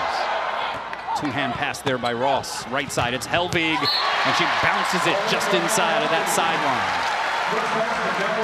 You know, Jen Petrie would be the first one to give a lot of credit to Brent Hilliard, her first assistant, and Jimmy Lundgren. Hilliard's been with her 19 years. That's right. Of the 21. She was actually head coach at one point. I think when she took a maternity leave or something. But she's got a great coaching staff. Yeah, you can't beat that kind of continuity. Certainly part of the reason why San Diego is what it is as a program. Out of system here, though, and a free chance for Hawaii. Middle set, Sky Williams rattled around. Fayette will get a swing out of it, just lollipops it over, though. Hawaii on the attack. They go outside. It's Rossi against the solo block, and she eats it up. And another point for the Bows. What made that whole play, why Hawaii was in control that whole play, was because they forced a bad pass off the serve. So 9 serving 6. Hawaii hitting 238 here in set 2 compared to 111 for the Toreros. Choi, her serve has been tough here this evening. Somehow Jacobson just fist bumps it over and is able to get the point for the Toreros. Well, that's how you get an above 400 hitting percentage through the season when you get shots like that to drop. You know, she's really good at placing her tips where there aren't any players. She's uncanny with that. Outside, Yosia against a double block. Okino the cover. Choi goes back to Noreen. Tried to go line, got a piece of the block, gets the point. Hawaii up 3 once again. Yosia getting more action, I think, than she thought she'd get tonight, especially on the left side. The 25th Rainbow Wahine to win Conference Player of the Year. 10th in Hawaii's history as a member of the Big West Conference. How about that up by Rossi? High ball bump set. Van Sickle timed the jump, dug up by Benbow. It goes to Lukes, and Lukes pushes it wide, no touch. And that's another point for Hawaii. Rare error from Lukes. She's been pretty perfect tonight. 6 kills. It's her first error in 9 tries. Yeah, hitting 625 now. Largest lead of set 2 for Hawaii. Back down to 3 it goes. Just like a mirror image of the first set. White jumped into a 3-point lead about this point as they approached 15. So here is Cameron Tastad with the serve. Started her career at Oregon. Sky Williams sends it long, no touch. So you have the connection with Cameron Tastad and the 3 Oregon transfers on the Hawaii side between Brooke Van Sickle, Jolie Rasmussen, and Kyra Hana-Wahine. Tastad, of course, from Solana Beach, California. I think a lot of the reason why she transferred back was to be closer to home. Van Sickle taking a little something off. Good layout save there, Tastad. Fayad is dug up by Okino. Choi has to chase down the second touch. Almost put down, in fact, put down on the two-handed set there. San Diego just wasn't ready. Roy got lucky there, I'll tell you. This should have been a easy free ball. Instead, Torero's a little deep in their passing pattern there. Ross, 5 kills. How about the match she had against Northern Colorado? 14 put downs to lead Hawaii. Was the only player in double figures in kills for the Bulls. A touch shot there by Fayad. Easy pickings for Okino. The set to Igidi, though, on one of the few occasions where that connection not pure. She hits it into the twine. Yeah, the Troy Igidi connection has been pretty much flawless all year long. That one, though, set was way too low. Bailey being the first one to admit that. So here is Newsom from Barcelona, Spain. The senior sends it over. Choi highballs it outside to Van Sickle. Up on springs, and she smokes it. Her arm looks so fresh, doesn't it? Her legs look real twitchy as well. This is a Hawaii team that has had a very thin schedule of action here in the last several weeks. Maybe it's all paying off now. They got all this energy. Talked about the rest versus rust debate last night as Maureen Yosia gets ready to bring the serve across. A forceful serve that forces the overpass, and then Igidi is dug up back over the net. Yosia outside this time. The Van Sickle cross court. Good up there by Bembo. Touched over by Froling. Here's Helvig the other way. And a little high cheddar there for Fayad. Now, Hawaii got off to a fairly slow start last night, right? They were going basically swing for swing with Northern Colorado through the first 2 sets. 26-24 in both sets. And so after the match, when asked about that, Robin Amo and the players felt like it wasn't necessarily a rust type of thing. It was maybe a little too much adrenaline as Yosia just misses that sideline. Yeah, I think that's what I tried to explain last night. I really thought it was more adrenaline issue than the excitement of playing in front of 7,000 to 8,000 people, the excitement of playing for the first time in 2 weeks. And all that led into a lot of those self-inflicted wounds last night. Roxy Wiblin with the serve. Pass by Okino. Yosia goes high and away to Helvig. Oh, she put a hit on it. Missed the floor wide, though. No touch at the net. And so another point for San Diego. Here they are back within 2. And now we'll have a readjustment behind the service line by Wiblin. She moves closer to the San Diego bench to line up for this one. Down the line it goes. She picks on Rossi. Helvig bump set. It's going to result in an easy transition opportunity here for the Toreros. Turner, though, the set a little low, got under it and sends it out. So Hawaii gets to 15 first. We got a timeout on the floor. Bose by 3 in the second. Welcome back. Let's take a look at the Jack Fact here. The select few. How about this? NCAA Division I women's volleyball teams, there are 332 programs. But teams with an NCAA tournament appearance, 247. How about teams with an NCAA championship? Just 10. Hawaii has 3 of them. Stanford has the most, but that is the elite company that is kept when it comes to national titles in NCAA tournament play. You're going to see that change over time as the sport becomes more diverse, more parity develops, How about the offense of these? Let's check the offense of these two teams. Hawaii hitting a .182. The only reason they're ahead is that San Diego's hitting .040. How about the block there? Helvig and Igidi forcing a free chance here for Hawaii. They go crossing pattern with Helvig in the middle of the net. And she blasts it off the hands and out for another Hawaii point. The bad news is they didn't fool San Diego. 2 blockers are up. The good news is Hannah Helvig's got a hammer. 8 kills now for the freshman from Stockholm, Sweden. Backside set, it goes to Froling, and she pounds it off the Hawaii block. And a great battle of respective conference freshmen of the year on either side of the net.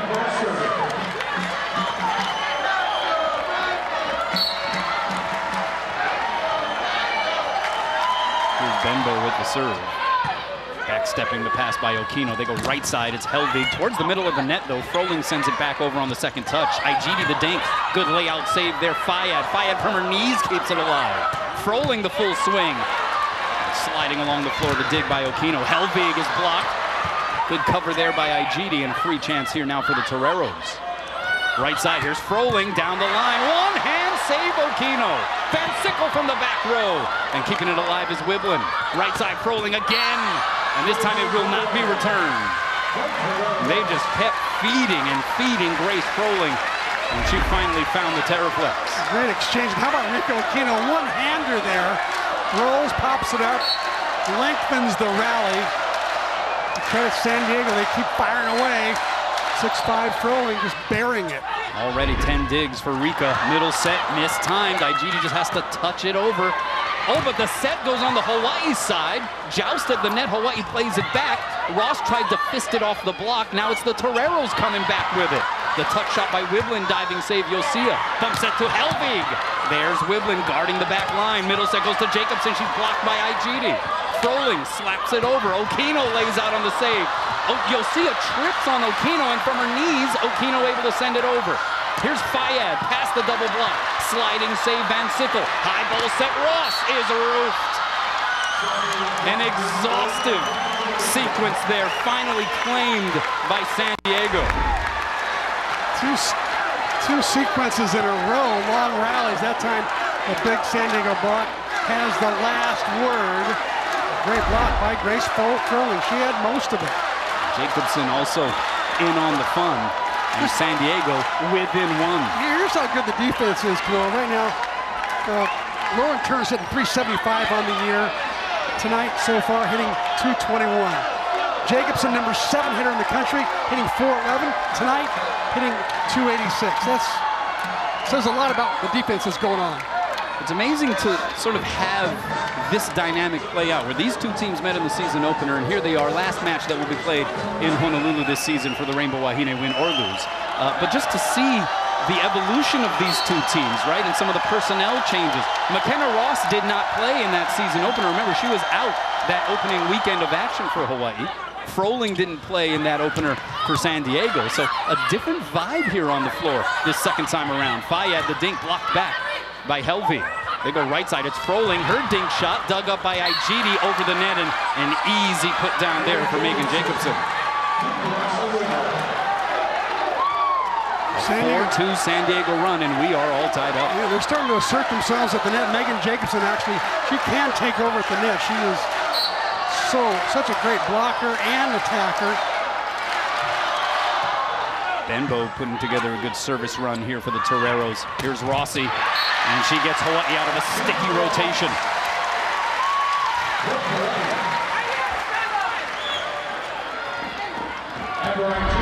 Four straight points there for the Toreros. And applying the tourniquet was McKenna Ross. Now, earlier in the year, Rossi hit that one into this middle blocker. Now she's working the edges of the block way better. Jacobson off of 1 foot, able to plug it past Ross and Williams. Jacobson heard that I said she was hitting under 400. Now she wants to ramp it back up again. Yeah, she's now at 364. Thank you very much. Here's Froling. Ross the first touch. You'll see it goes back row to Van Sickle. And Jacobson got a good chunk of it at the net, but it finds the floor for another Hawaii point. And they are trading blows here in the latter portions of set number 2.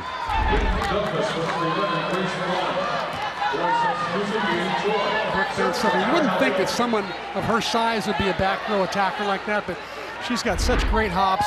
She's got great vision. She knows how to stay behind that 3-meter line, not step on it. And so they're unafraid to use her when necessary.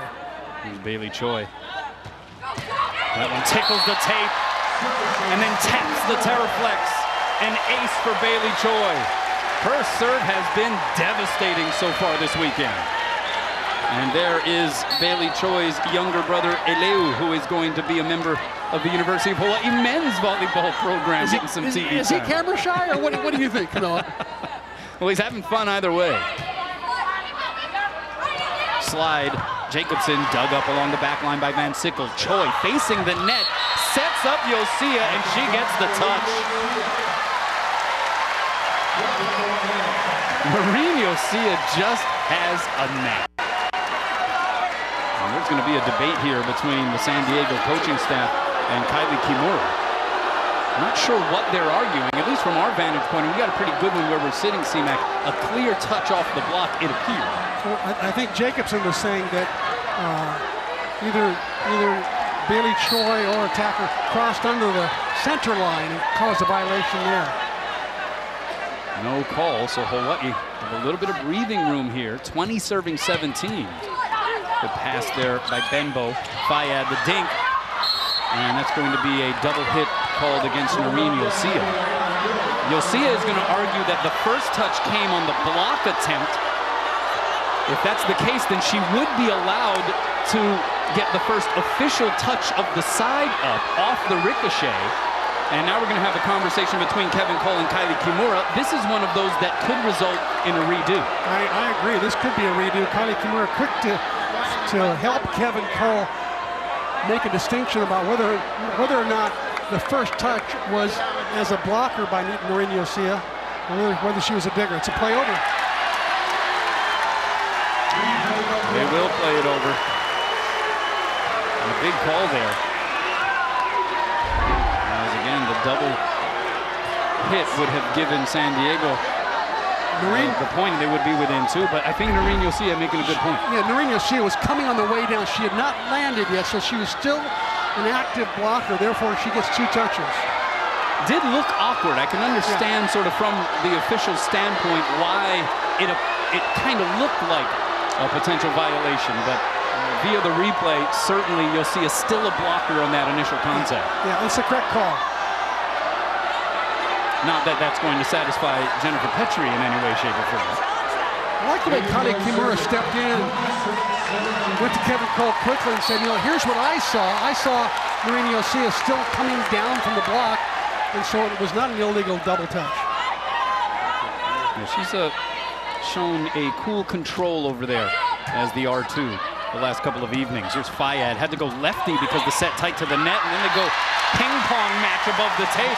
Last touched out by the Toreros, and Hawaii has opened up a 4-point advantage. That prompts a San Diego timeout. The crowd loving it here at the SSC.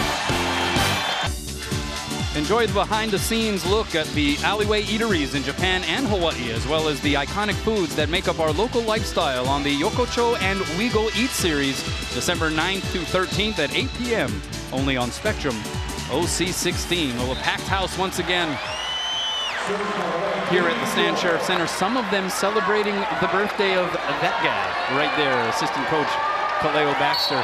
We wish him a happy birthday. I hope he enjoys his late 20s.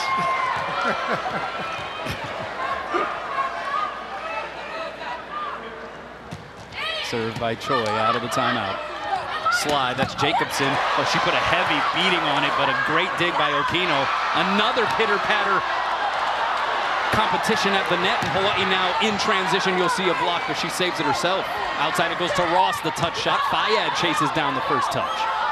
From the back row, it's Wiblin dug up. You'll see a high ball bump set. Ross two-hands it over. Now the advantage for the Toreros. Fayad against 2 blockers, just fires it through.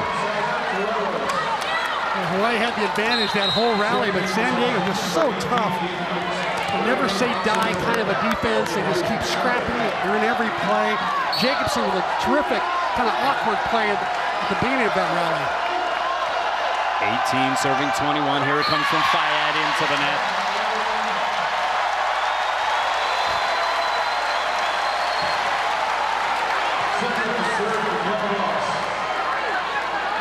That is just the second service error for San Diego. No aces for them, however. Hawaii with 2 aces on its side. Outside set goes to Lukes. And Katie Lukes obliges. Participated in the U.S. women's national team tryouts back in March. Had 8 kills. Been a pretty low percentage, though, first time around against Hawaii. 0-37 in that 5-set affair to open the season. Here's Tastad on the serve. Sends it in. Let by former Oregon teammate Brooke Van Sickle. But it just gets a piece of that sideline and a huge, well-timed ace for Cameron Tastad. These last 3 points are going to be very difficult for Hawaii to get. They've got to get a good side out here. Look at that. Another great serve by Kamstad. And a great save there in the back row by Peyton Douglas. That one pumped long by Katie Lukes, and that's a freebie for Hawaii. Yeah, we saw how hard it was for the Rainbow Wahine to cross the goal line in set number 1. 2 points away from getting a big 2-set advantage here.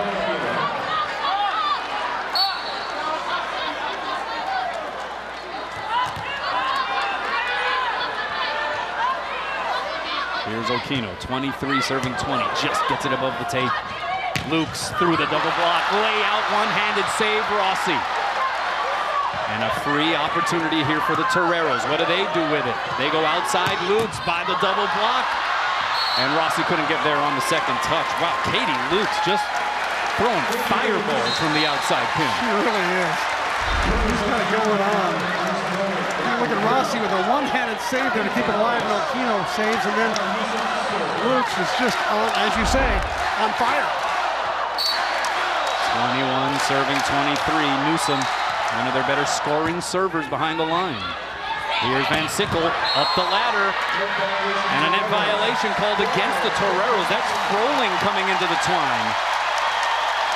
And aloha ball for Hawaii in the second. And you have a smattering of the fans here at the Stan Sheriff Center standing up on what is set point, when the tradition for the longest time has been to stand up on just match point. Longtime campaign champion by my man C-Mac over here. Garcia with the jump serve. Outside, here's Froling. Cross court and wide. No touch. Point Hawaii. And they take set number 2. So in this second round match between the Rainbow Wahine and the Toreros, Hawaii will have an opportunity to crack open the broom closet at the Stan Sheriff Center.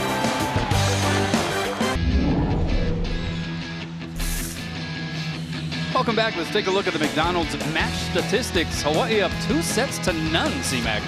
Well, the biggest difference is the kill percentage. Hawaii hitting 100 points higher than San Diego. Just more efficient, making fewer errors, only 9 errors to San Diego's 13.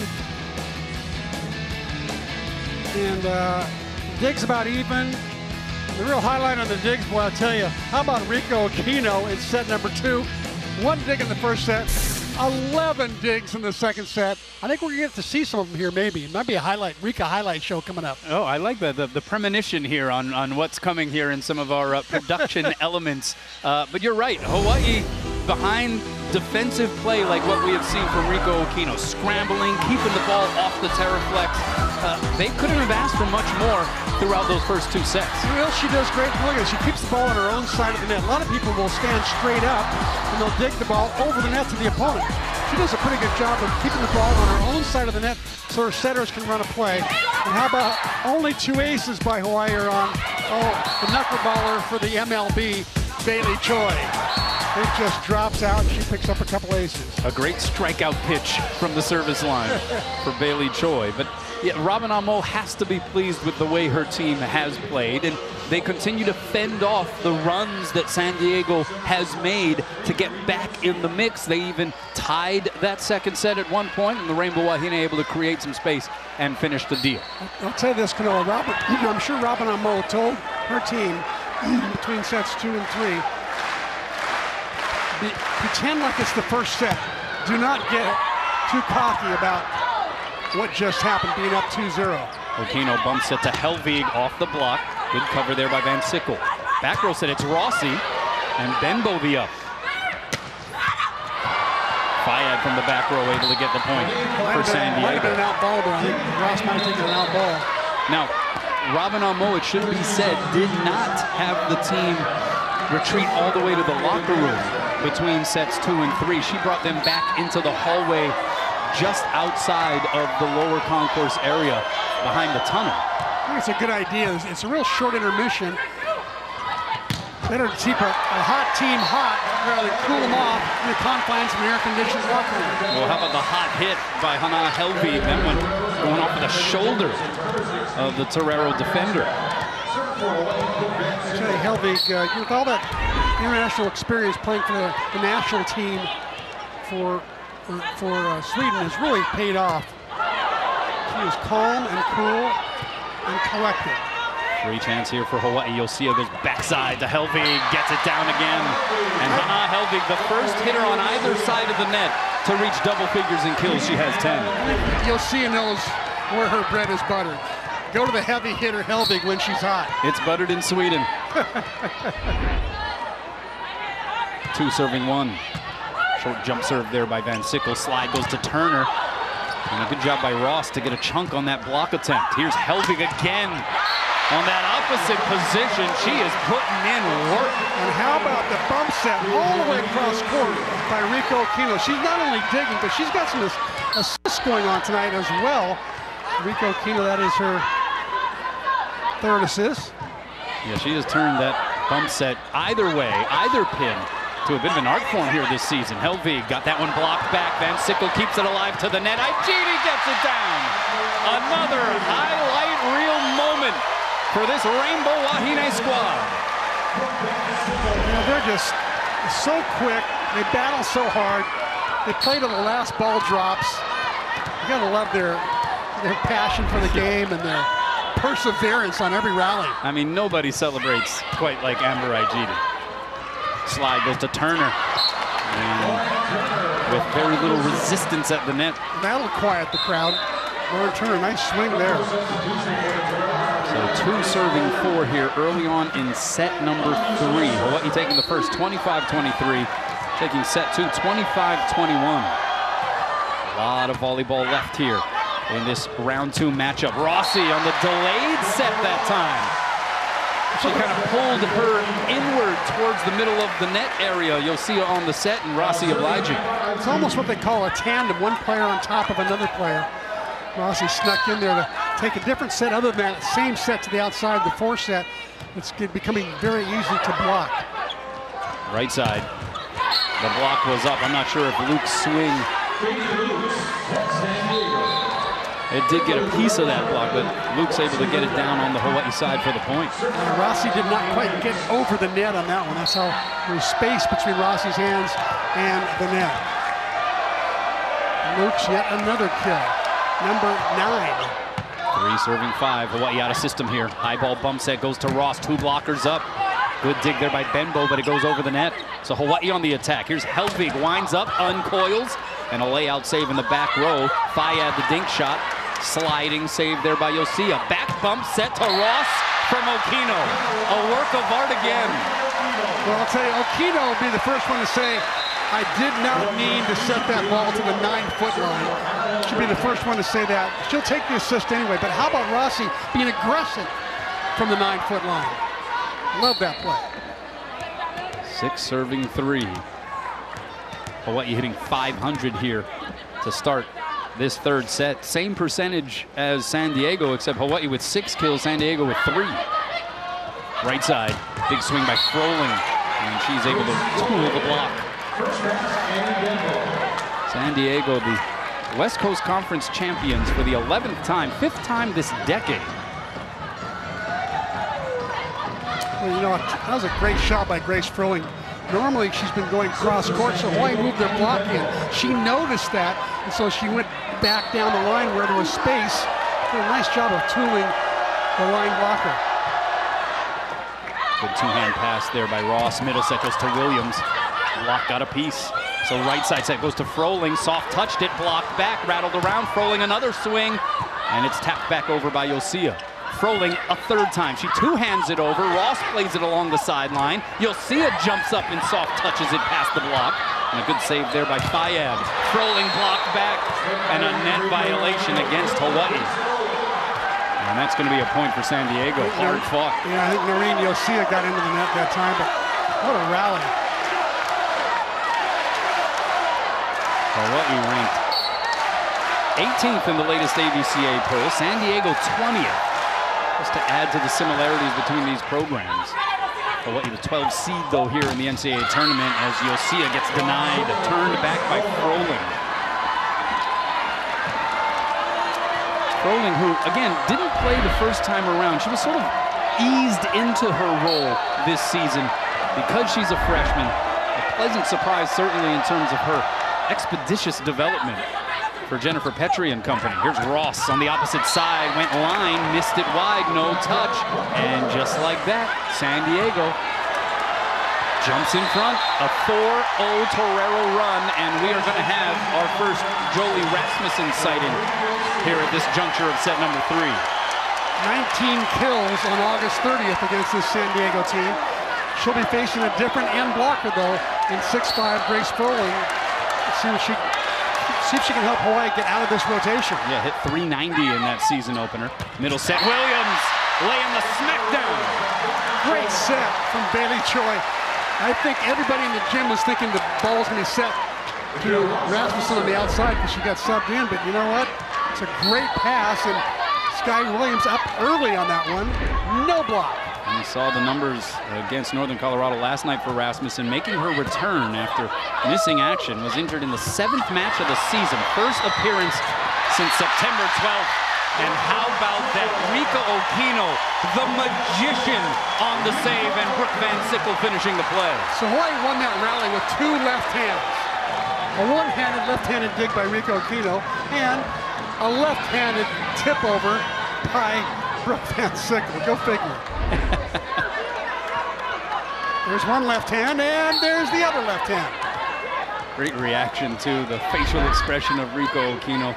Perhaps nobody showing the vast level of improvement throughout her career more than Rika Okino, as that one is pounded down by Megan Jacobson. That's why Megan Jacobson was first team all WCC. That's why Megan Jacobson was on the all-tournament team here on August 3rd at the Rainbow Wahine Classic. Great shot. But a service error gives it right back to Hawaii. And they're up 9-8. Rika Okino will retreat back behind the line to serve. So again, the return of Jolie Rasmussen, the options that it provides for Robin Amo, does not even feel compelled to turn to her until this 3rd set because that starting rotation was playing so well early. Step out goes to Jacobson, one hand save Rika Okino. It's becoming repetitive. Ross dug up with 2 hands by Douglas. Tight to the net, the set, Fayad touches it over, rattled around on the Hawaii side. Van Sickle the swing. Good dig there by Benbow. Back row set, it goes to Wiblin, just taps it over. Choi tried to catch him napping, nothing doing. Bump set to Van Sickle, 2 blockers up. She tried to shove it past them. Now the Torero's bringing it back. It's Wiblin, dug up by Okino. Choi high balls it to Van Sickle off the block. Diving layout save Newsom, and then put through the block and down by Megan Jacobson. Good effort on all sides. Well played rally that time. Solid volleyball all the way around. San Diego once again getting that last punch in, and again, it's Megan Jacobson.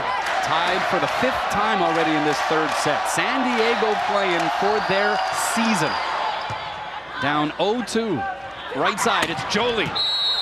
And a net violation called against the Toreros, and Rasmussen's first swing results in a point. And so Rasmussen to the bench, Noreen Yosia comes in, but here's a good look on the net cam at that Rasmussen swing.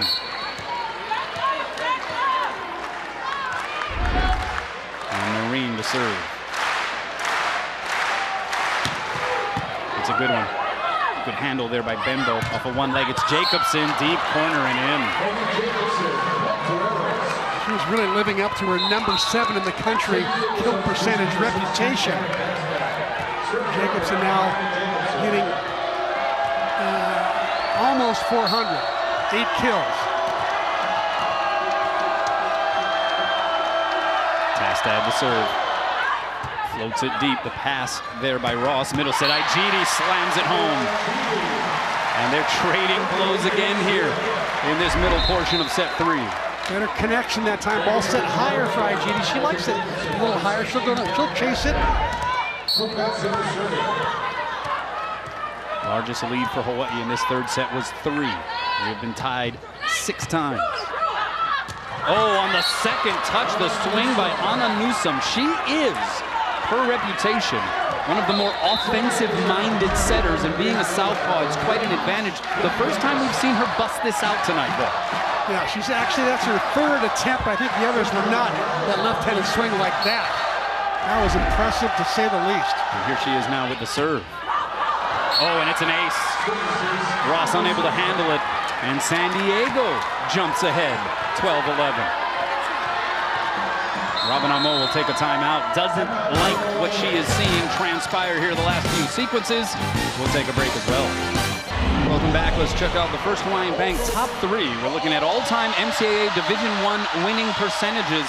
Penn State atop the stack, 86% throughout the years. And how about the Hawaii Rainbow Wahine, #2 on that list? This is all-time wins, not just tournament wins. This is all-time. Pretty impressive. Pretty impressive. That is tremendous. And the Cornhuskers you saw of Nebraska in that #3 position, they await the winner of this match in the next round of the NCAA tournament to be played in Madison, Wisconsin, as Van Sickle sends it long from the back row. So San Diego by 2. A 3-0 Torero run. And Anna Newsom again sends it across. Yosia sets up Ross with 2 blockers up, and she sends a sizzler past Benbow in the back row. That does not look like the swing of someone who was recruited as a libero and defensive specialist. She's more than carrying her load on the outside, that's for sure. Finally earning some rec this year. Big West Conference honorable mention. First time in her career. Good save there by Yosia. Bodies hitting the floor all over the place. Torero's on the attack. High ball outside. It goes to Froling. And she gets it home. Nice control shot by Froling that time. Good vision of where the block was. Block was a little split. She found the hole.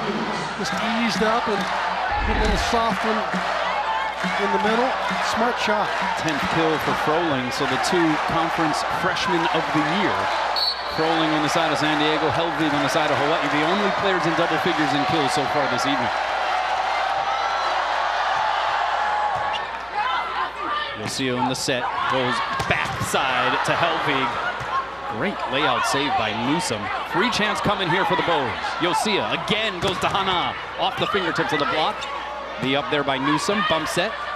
Froling 2 hands it over, Okino chases it down. Bump set, Yosia goes to Ross from a standing position, couldn't find the floor. Sank back to Hawaii's side. Here's Williams in the middle. Didn't get all of it, got enough of it. And yet another long rally that this crowd appreciates. Again, Okino in the middle of all of that action. The smallest person on the court, one with Benbow, the 2 liberos just put on a great show tonight. Yeah, we're seeing bodies on the floor, both sides of the net. San Diego playing for its postseason life right here. And Hawaii trying to see if they can somehow conjure up a ticket to the Sweet 16. Middle set, it's Turner. There's Okino from one knee. Choi sets up Van Sickle in the back row. Chased down on the second touch there by Benbow. And slapped over by Fayad. Hawaii on the attack. Here's Rasmussen, the touch shot. Benbow comes sliding in, and a net violation against the Toreros. Every time Jolie takes a swing over there, USD comes into the time. I think she's going to start swinging with that, though. She had a pretty good set. I guess she saw 4 hands across. She didn't have a shot, maybe. I don't know, but I really think she ought to start banging away at those, even if it's the banging for the high hands. So we're tied for the 8th time here in set 3. How about that serve? Bailey Choi again. The knuckler. Too hard to handle for Ann Benbow.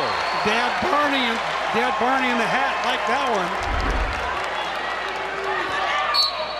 It's just got no spin at all. That's just filthy. It is.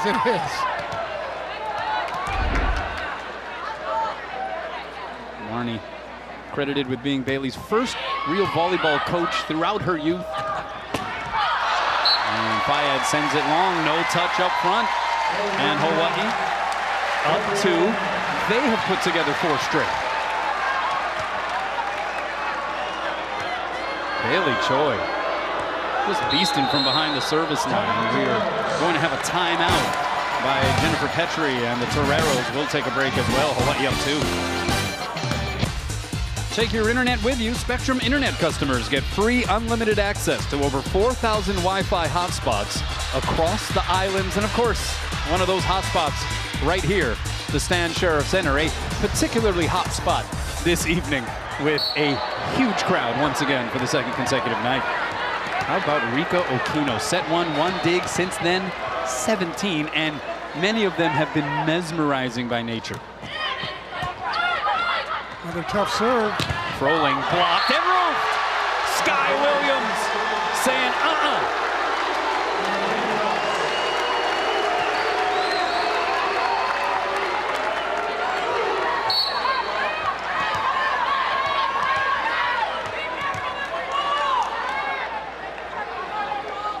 5-0 Rainbow run. Here it comes from Choi again. Forces the overpass. Oh, but it handcuffed Jolie at the net. It was just above the tape, and she was a little uncertain as to how to attack that thing or how to receive it. And she got caught in the land of in-between.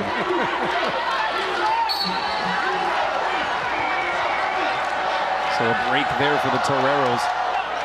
Here's Benbow. Good things have happened for San Diego, and Benbow's been behind the service line. Jolie Rasmussen comes through from the outside position this time.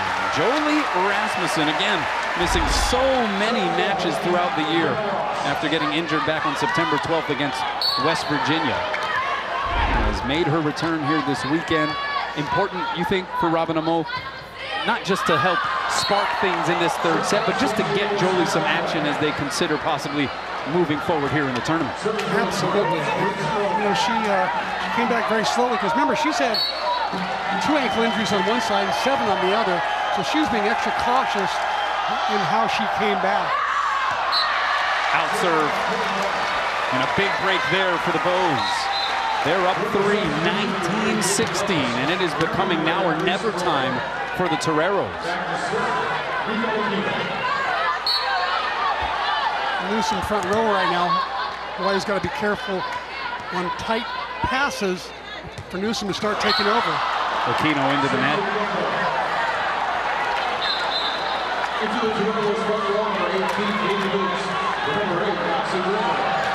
One of the few things she hasn't done incredibly well this evening.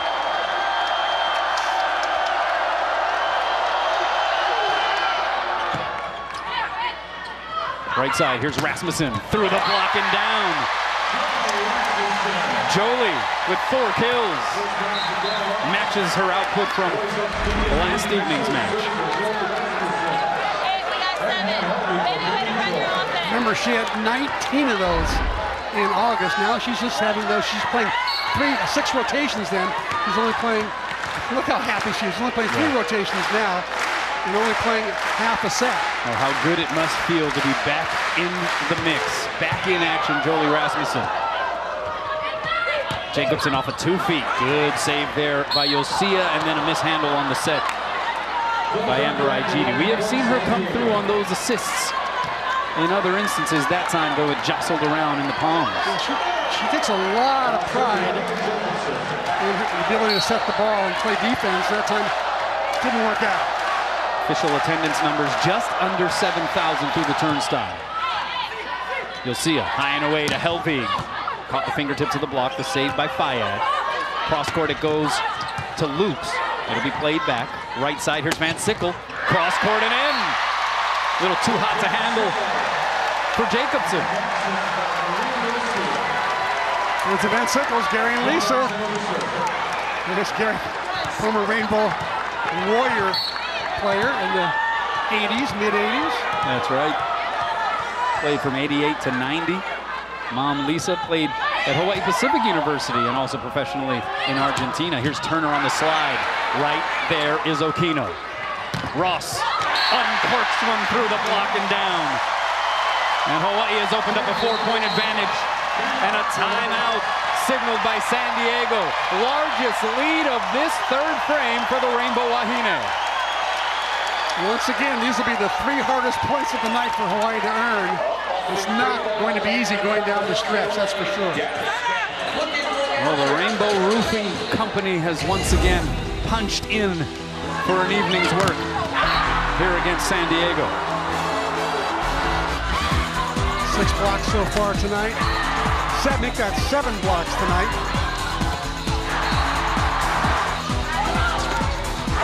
And everybody's gotten in on the action, by the way.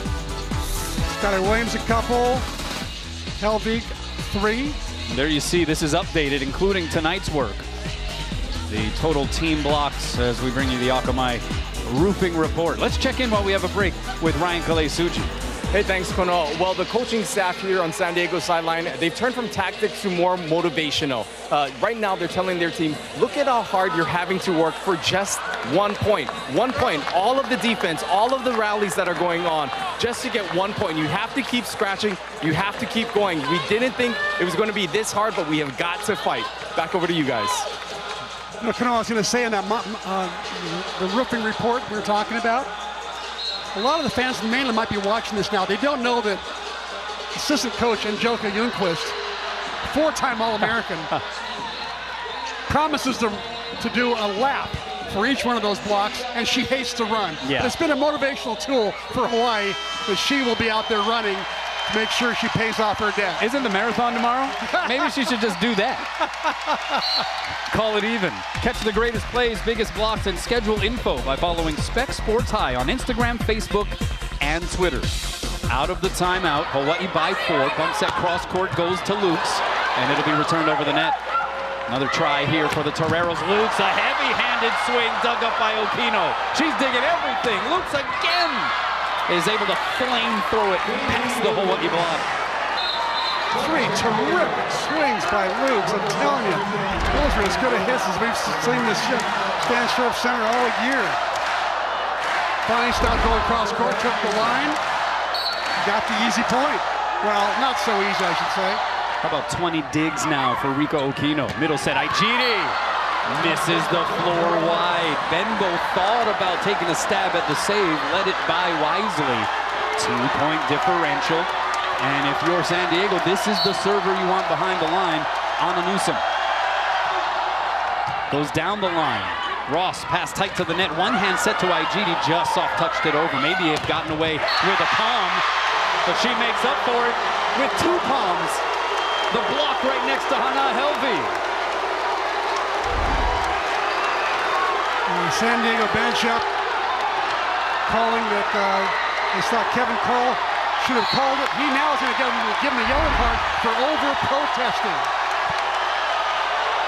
The yellow coming out of the back pocket of R1 Kevin Cole. Conversation continues between Jennifer Petrie and Kylie Kimura. Take another look. Yellow card officially being given. I do think, though, that Petrie and the bench for San Diego may have had a beef there. Yeah, absolutely. Oh, the overpass. You'll see a backside. Here's Helvig. That's dug up by Newsom. So the bump set coming from Benbow. And Lutz is rejected. Sky Williams makes them all rise here at the Stan Sheriff Center. Aloha ball for the match.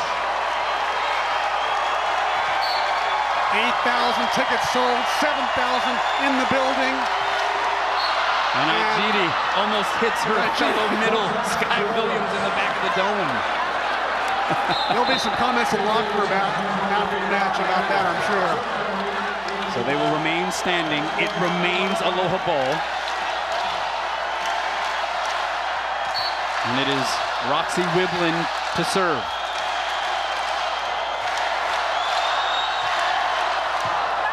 by Van Sickle. You'll see a right side. Here's Helvig. Net violation called against San Diego. And that is it. Hawaii wins a kahi, a lua, aloha to advance to the Sweet 16 in the NCAA tournament. All I can say is, wow. Did not see that coming. I saw maybe a 5-gamer. These two teams are so close in talent, so close in the coaching talent as well. I really saw it going longer, but I think Kanoa, in the end, I think the crowd made a difference, and I think the players were really well prepared. That coaching staff had a good game plan for this very strong San Diego team, and they executed it well. And they got a nice little fireman duty from Joey Rasmussen, but mostly the same lineup that's been winning the last couple weeks of the year, won again tonight. Playing some of their best all-around volleyball of the season. Hawaii has now won 13 in a row, and CMAC, 4 of the last 5 have come by way of the sweep. And they weren't able to sweep all year long.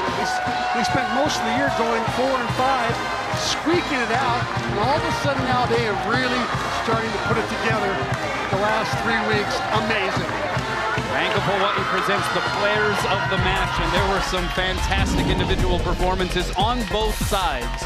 We look at Katie Lukes, though, double figures in kills. She had 10, hit 471, just an amazing number. 1 dig, and she was just firing laser beams all evening long. And Hannah Helvig, 11 kills, 276 percentage, 3 blocks, and a dig. Scott Robbs is with Robin Amo. Coach, congratulations. You're going to the Sweet 16, and you and I were just saying, that was awesome. Hell yeah. I mean, that San Diego team is good. They're good as shit. I mean, hands down, they played a great game. But our girls just came. They came with it, from the beginning. Hats off to them. And it was like everybody stepped up. I mean, Rico Aquino was terrific in the back row. It was like a vacuum cleaner. I don't know what happened. Hopefully keep playing like that. And Hannah, who didn't play the last 2 sets last night, she really carried you guys also offensively. Yeah, she got a little bit more in the game, but it happens. Not everybody's gonna have the same game every night. So it's good that Jolie stepped in too, and Hannah came back tonight. Yeah. What does this mean for you and for your program? I don't know, we're going. Well, at least we're getting a little bit further each year. We're getting further each year, yeah. By the way, I looked at the weather reports. They're expecting snow later this week. Yeah, give me Dress snow, warm. give me rain, I don't care. At least we're going. Congratulations. Thank you. All right, guys, back over to you. That's right. Neither rain, neither snow, neither sleet, whatever it is. This Rainbow Wahine volleyball team is advancing to the Sweet 16, and they will take on the Nebraska Cornhuskers in the next round. An absolutely exquisite all-around performance, and the elan and joy coming from the Wahine at the end of that one. We'll take a break and talk more when we come back. Well, visit the new Spectrum store at Pearl Highland Center above Sam's Club. Learn about Spectrum Mobile and get the best devices, latest technology, and coolest accessories. The store is open Monday through Saturday, 9 to 8, Sundays, 10 to 6. Well, CMAC, we now ship this Rainbow Wahine squad off to Madison, Wisconsin to take on Nebraska in the next round. The regional hosted by the Badgers, and they do so. They advance via an impressive all-around performance, resulting in a sweep victory over an extremely high-quality San Diego Toreros team. Yeah, and how about the effort by Rico Aquino? She really led the spirit tonight, I think, for that team. 20 digs on the night out of the 51 digs were from Rico Aquino. And for any of the doubters out there that thought that maybe Hawaii was not good enough, or they're too small, or, boy, I'm telling you, doubters can go away, because this team is the real deal. The sky's the limit as to how far they could go as well. That was my next question. I mean, you have a team that is rich in history and a tradition of success in Nebraska awaiting Hawaii in the next round. But how much of a chance do you give this Rainbow Wahine squad if they play with this level of tenacity and effectiveness? I give them a chance, for sure. Nebraska lost, I believe they lost a set tonight to Missouri, a team that Hawaii beat earlier this season. But I think that Hawaii can go with a team like Nebraska. Nebraska's very good, by the way. They'll be used to the climate a little bit better than Hawaii. But they play indoors. Once they get inside, when they get inside, it's the same climate indoors. That's right. And the measure of the net is just as high, and the lines on the floor are the same. So, who cares? This is like a Hoosier story, by the way. That's what they did in Hoosier to measure the height of the basket. Right. This is the same thing. Robin should take a tape back there and say, look, that's the same. Let's just get out there and play. Because this is one really special group of young ladies. Yeah. Very special. I agree with you. I think sky's the limit here, and we shall see how it plays moving forward. Hawaii advances to the Sweet 16. That's it for us. We're Pau in our season coverage. CMAC, it's been a pleasure. I'll see you when the men take the Terraflex in January. I'm excited. It'll be fun. It'll be a great season. Don't forget about the Heineken postgame show after this. But for now, for the wonderful one and only Chris McLaughlin, I'm Kanoa Leahy. Until next time, everybody, aloha from the Stan Sheriff Center. Highlights Hawaii, San Diego. We start off with the freshman middle, Amber Igidi, who was hot particularly early in this one. Finished with 9 kills on the night. Also added a couple of blocks. About the blocking, Hawaii once again showing their muscle at the net, out blocking San Diego 9-3, leading the way with 4 blocks was Hannah Helvig. Also with 4 blocks was Skylar Williams. This Hawaii continues to use that as an offensive weapon as well. Rika Okino had 1 dig in the first set.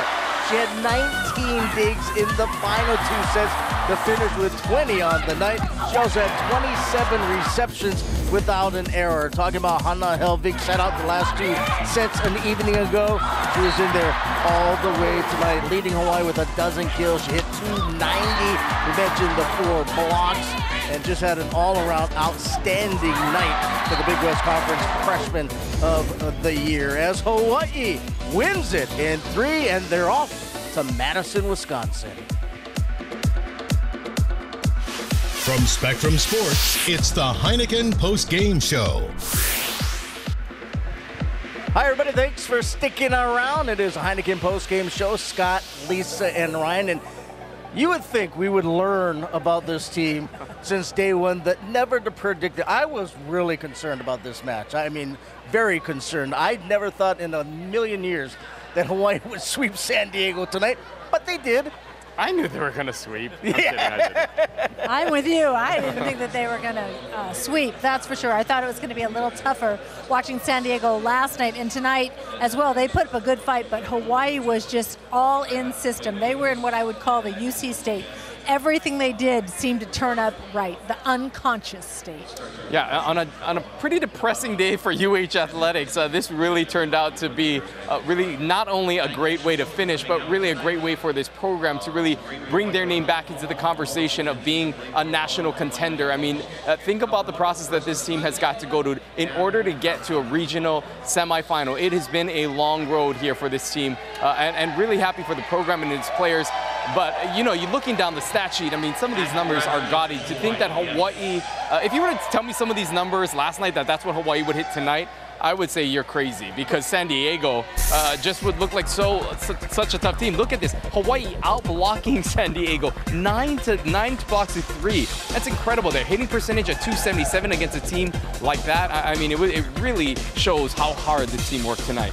And the thing to me that was impressive, Lisa, is that we've seen Hawaii go up and down all season long. They stayed up the entire match. Yeah, and I think, you know, that's exactly what you want. You work hard all season long. You've got different players contributing at different times, different lineups. But really, in the long run, the bottom line is you want to be coming into your best performance as your season goes further into it. So how nice is it for all the team, the staff, and especially the fans to see this team accelerate and actually be so cohesive and together in this sweep? And I think that's probably part of the reason why Robin didn't monkey around with the lineup. We were sitting here in game on trying to figure out what kind of a lineup she would go with. She stuck with the lineup that's gotten her here, and that was probably the right call. Well, I think so, definitely. I think the team has also become very confident and trusting in one another. They know where each player is, and I really like the play of McKenna Ross tonight. I thought that she's just steadied out so much. She's smarter. She sees the court very well, but also her defense. She came up with some phenomenal plays tonight as well. Yeah, and I think the overall passing as well as Hawaii really helped to stabilize. Those three between Ross, Van Sickle, and Rika really did a nice job of, they got ace only twice, but for the most part, Hawaii was in system. They were able to run the middles when they wanted to and really establish themselves. So I think Hawaii's outsides really did a nice job of not only providing that offensive lift when needed to, but they also passed really well. All right, let's take a look now at the bracket so we can get an idea of where Hawaii sits and where they'll be going. This is the top left. You see Nebraska getting by Ball State in the first round, beating Missouri in 4 earlier today. And then, of course, Hawaii in the only sub-regional which had 3 top 25 teams according to the coaches poll. Hawaii comes away with a 4-setter against Northern Colorado, and then go figure, they knock off San Diego in 3, and so they will meet up with Nebraska, I think Friday probably, right? We'll find out. The other half of the Hawaii bracket, Texas A&M got by St. John's, Rice beat Oklahoma, and then A&M gets by the Owls, and then the host, Wisconsin, easily over Illinois State and UCLA. So it'll be Hawaii, Nebraska, Texas A&M, Wisconsin in Madison later this week. What I like about that is Hawaii against Nebraska, not at Nebraska. Yes. I like that because Nebraska is known, I think they have the highest attendance rate besides Hawaii in the nation. So it's more of a neutral court, if you will. And Nebraska's number 5. They're big, they're strong, they're very well coached. But I like Hawaii's level of play right now, where they're at, their confidence, and hitting the road. Yeah, and I think a lot of it is going to come just down to how well they travel, and it's a far place to travel. Again, we've been there back in 2004 when we had to play Wisconsin at the time when I was on the coaching staff, and Hawaii actually ended up losing in 5 to Wisconsin, but it was a battle, and a lot of it was because of the travel. It is a long road all the way out there. So I think one of the things that's going to be important for Hawaii is to travel well, but again, it helps now that Jolie Rasmussen is available. They have options with the lineup. And again, you were talking about the size of a team like Nebraska. I think it says a lot when you look at some of these San Diego players at 6'3", 6'4", and Hawaii dealt with it. McKenna Ross had a block solo against them. So I think height does matter, but Hawaii proving tonight that they can beat height. Current temperature, by the way, Lisa and I looked right after the match. What was it, 35 degrees? 35 degrees. That's nothing. It's not even freezing. Like Coach Robin said, what'd she tell you? Rain, snow, sleet, she'll take whatever they get. It on. They play indoors. All righty, we'll take a break. Come back, we'll have more as you see a jubilant Robin Amo.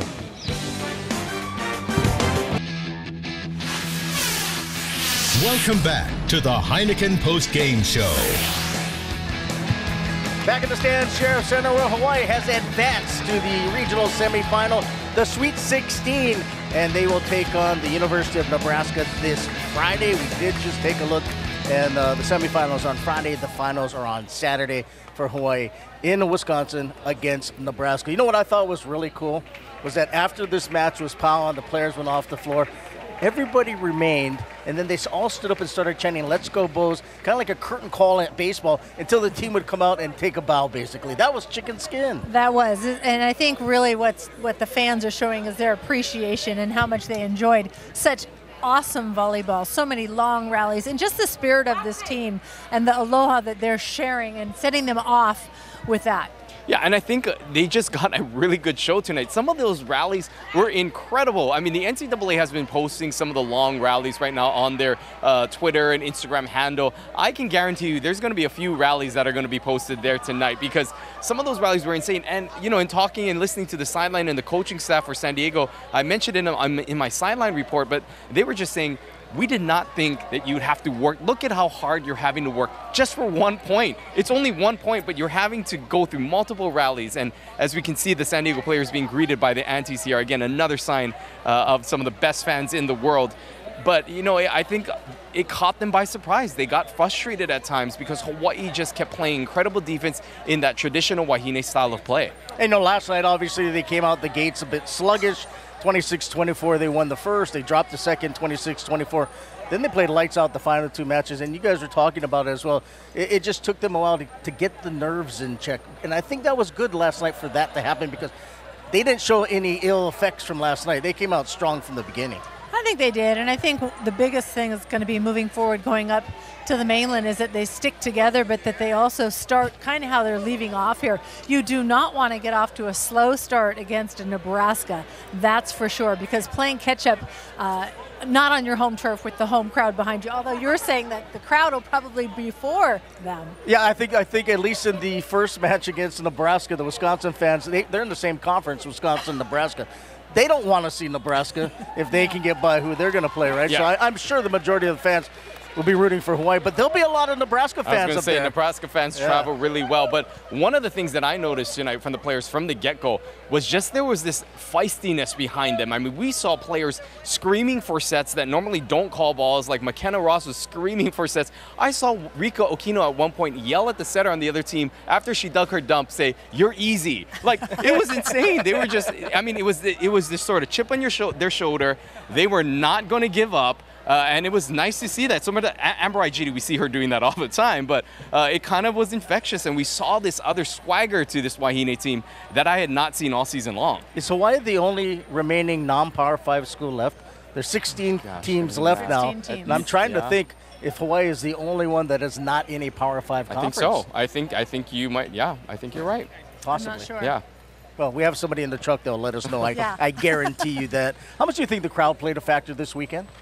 Huge, huge. The whole whiteout, guys. Yeah, you like my white? Yeah, I'm colorblind. I think the crowd was huge. The energy that they get from this crowd in the stand, Sheriff, the noise, everybody standing up, clapping, the music, the cams, the flex cam, the dance cam. There's so much going on. It's such good energy. You cannot describe this energy until you come down to this arena and sit here personally. You just don't get that vibe. By the way, Ryan, Cincinnati upset seeded Pittsburgh earlier today, so they're the other they're in the American Athletics, so there are 2 non-Power 5 schools left. Yeah, there you go. And I was also going to add to what Lisa said about the fans here at the Stan Sheriff Center. I think one of the things that it also showed is it's kind of brought the fans back here. I mean, the past few seasons, the loyal fans have continued to come back, but, you know, season ticket numbers were down this past year, and I think that they've just sort of reestablished themselves with this style of play. And you look at this lineup, there are a lot of freshmen, a lot of juniors in this class. This next year's team, I mean, I know the season's not over yet, but you can't help but look forward to the next Wahine volleyball team and the amount of talent they have coming back. Yeah, and the question, of course, going into next year will be the setting position. They do have a freshman coming in out of Texas named Kate Lang. They do have a freshman middle who's highly touted. Last name is Karai out of Hungary, who they beat the University of Texas for. So they got some pretty good talent coming in, and they'll probably have to get another setter as well. All right, so let's take a look at the bracket, and there you see how things match up in the regional semifinal. Baylor and Purdue, that should be a pretty good matchup. And Kentucky, Washington, there you see Hawaii and Nebraska and Wisconsin and Texas A&M. This is the right side of the bracket. Utah, who went into the Fieldhouse in Provo tonight and swept BYU. They'll play Stanford. Cincinnati, we mentioned the only other non-Power 5 school, going up against Penn State. Minnesota, Florida, that's a traditional power of those 2 schools. And Louisville taking on the University of Texas. So some interesting matchups, but you know what's still alive? Stanford, who won the national title last year. Hawaii will face Nebraska on Friday. 2 years ago, Nebraska won the national championship, and then last year they lost in the national title game to Texas. So I still consider Hawaii one of the Blue Bloods, but when you look at Nebraska, they're a true blue blood of women's volleyball. Well, yeah, they are, and you got to think that they're the underdog, but that might come to their advantage. I think they have nothing to lose. They're going to go up there thinking no one's going to really respect them or expect them to do well, and I think it bodes well for this team. I think they play better with that, and I think for Hawaii, you know, they're just playing for not only themselves, but they're playing for their school and they're playing for the state. And I think they'll definitely feel that. And tonight they're playing for Kaleo Baxter. Kaleo, happy birthday, by the way, assistant coach. It's his birthday. Pretty good birthday present for Kaleo Baxter. Couldn't ask for a better one, I think. That's right. And one other thing that I want to add is that what I feel is special about this team is that you can't teach heart. And this team has so much heart and so much fire, but it's very hard to teach that. You can teach the culture, you can teach the skills, you can teach the starting lineups and where to serve and what to do, but you can't teach heart. And it seems the longer this season has went on, the more heart this team has gotten. Well, all I can say is we had can, no can, and game on. And the question was, can Hawaii win it all? They're one step closer. Yep. Only 4 more to go. All right, let's take a break. We'll come back. We'll wrap things up here from the Stan Sheriff Center, where Hawaii advances to the Sweet 16.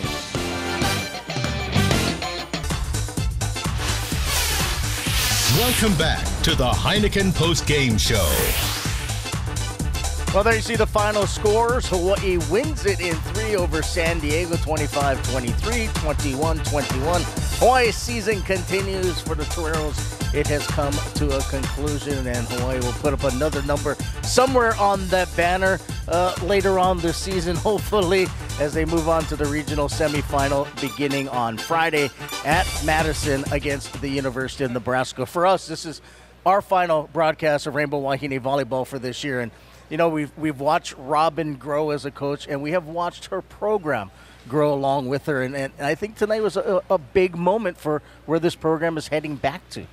Well, definitely. I mean, you can just see where they started and where they're at now. And again, I'll say it, it's her first true recruiting class that her squad has put together. But I think each one of them has their own roles. And, you know, kudos to all of them for contributing down to the sideline staffs and everybody here at the arena. She's got so much support, and she's built this culture.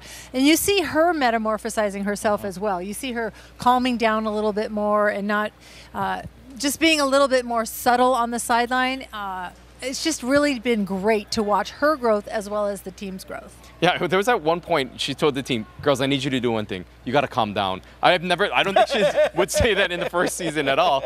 But, you know, I think one of the other things that was really nice to see at the end of the match in the center court, all the coaching staffs were hugging each other, some of them with tears in their eyes as the players were getting lazed by the ante. I think it showed the love, and it was just sort of this sigh of relief, like, we kind of did it. We're here now. They're comfortable, and they know their roles, and they know what it takes to be here. And again, they brought this program back to where it started from, and this program has always been sort of the marquee program for this university and this institution.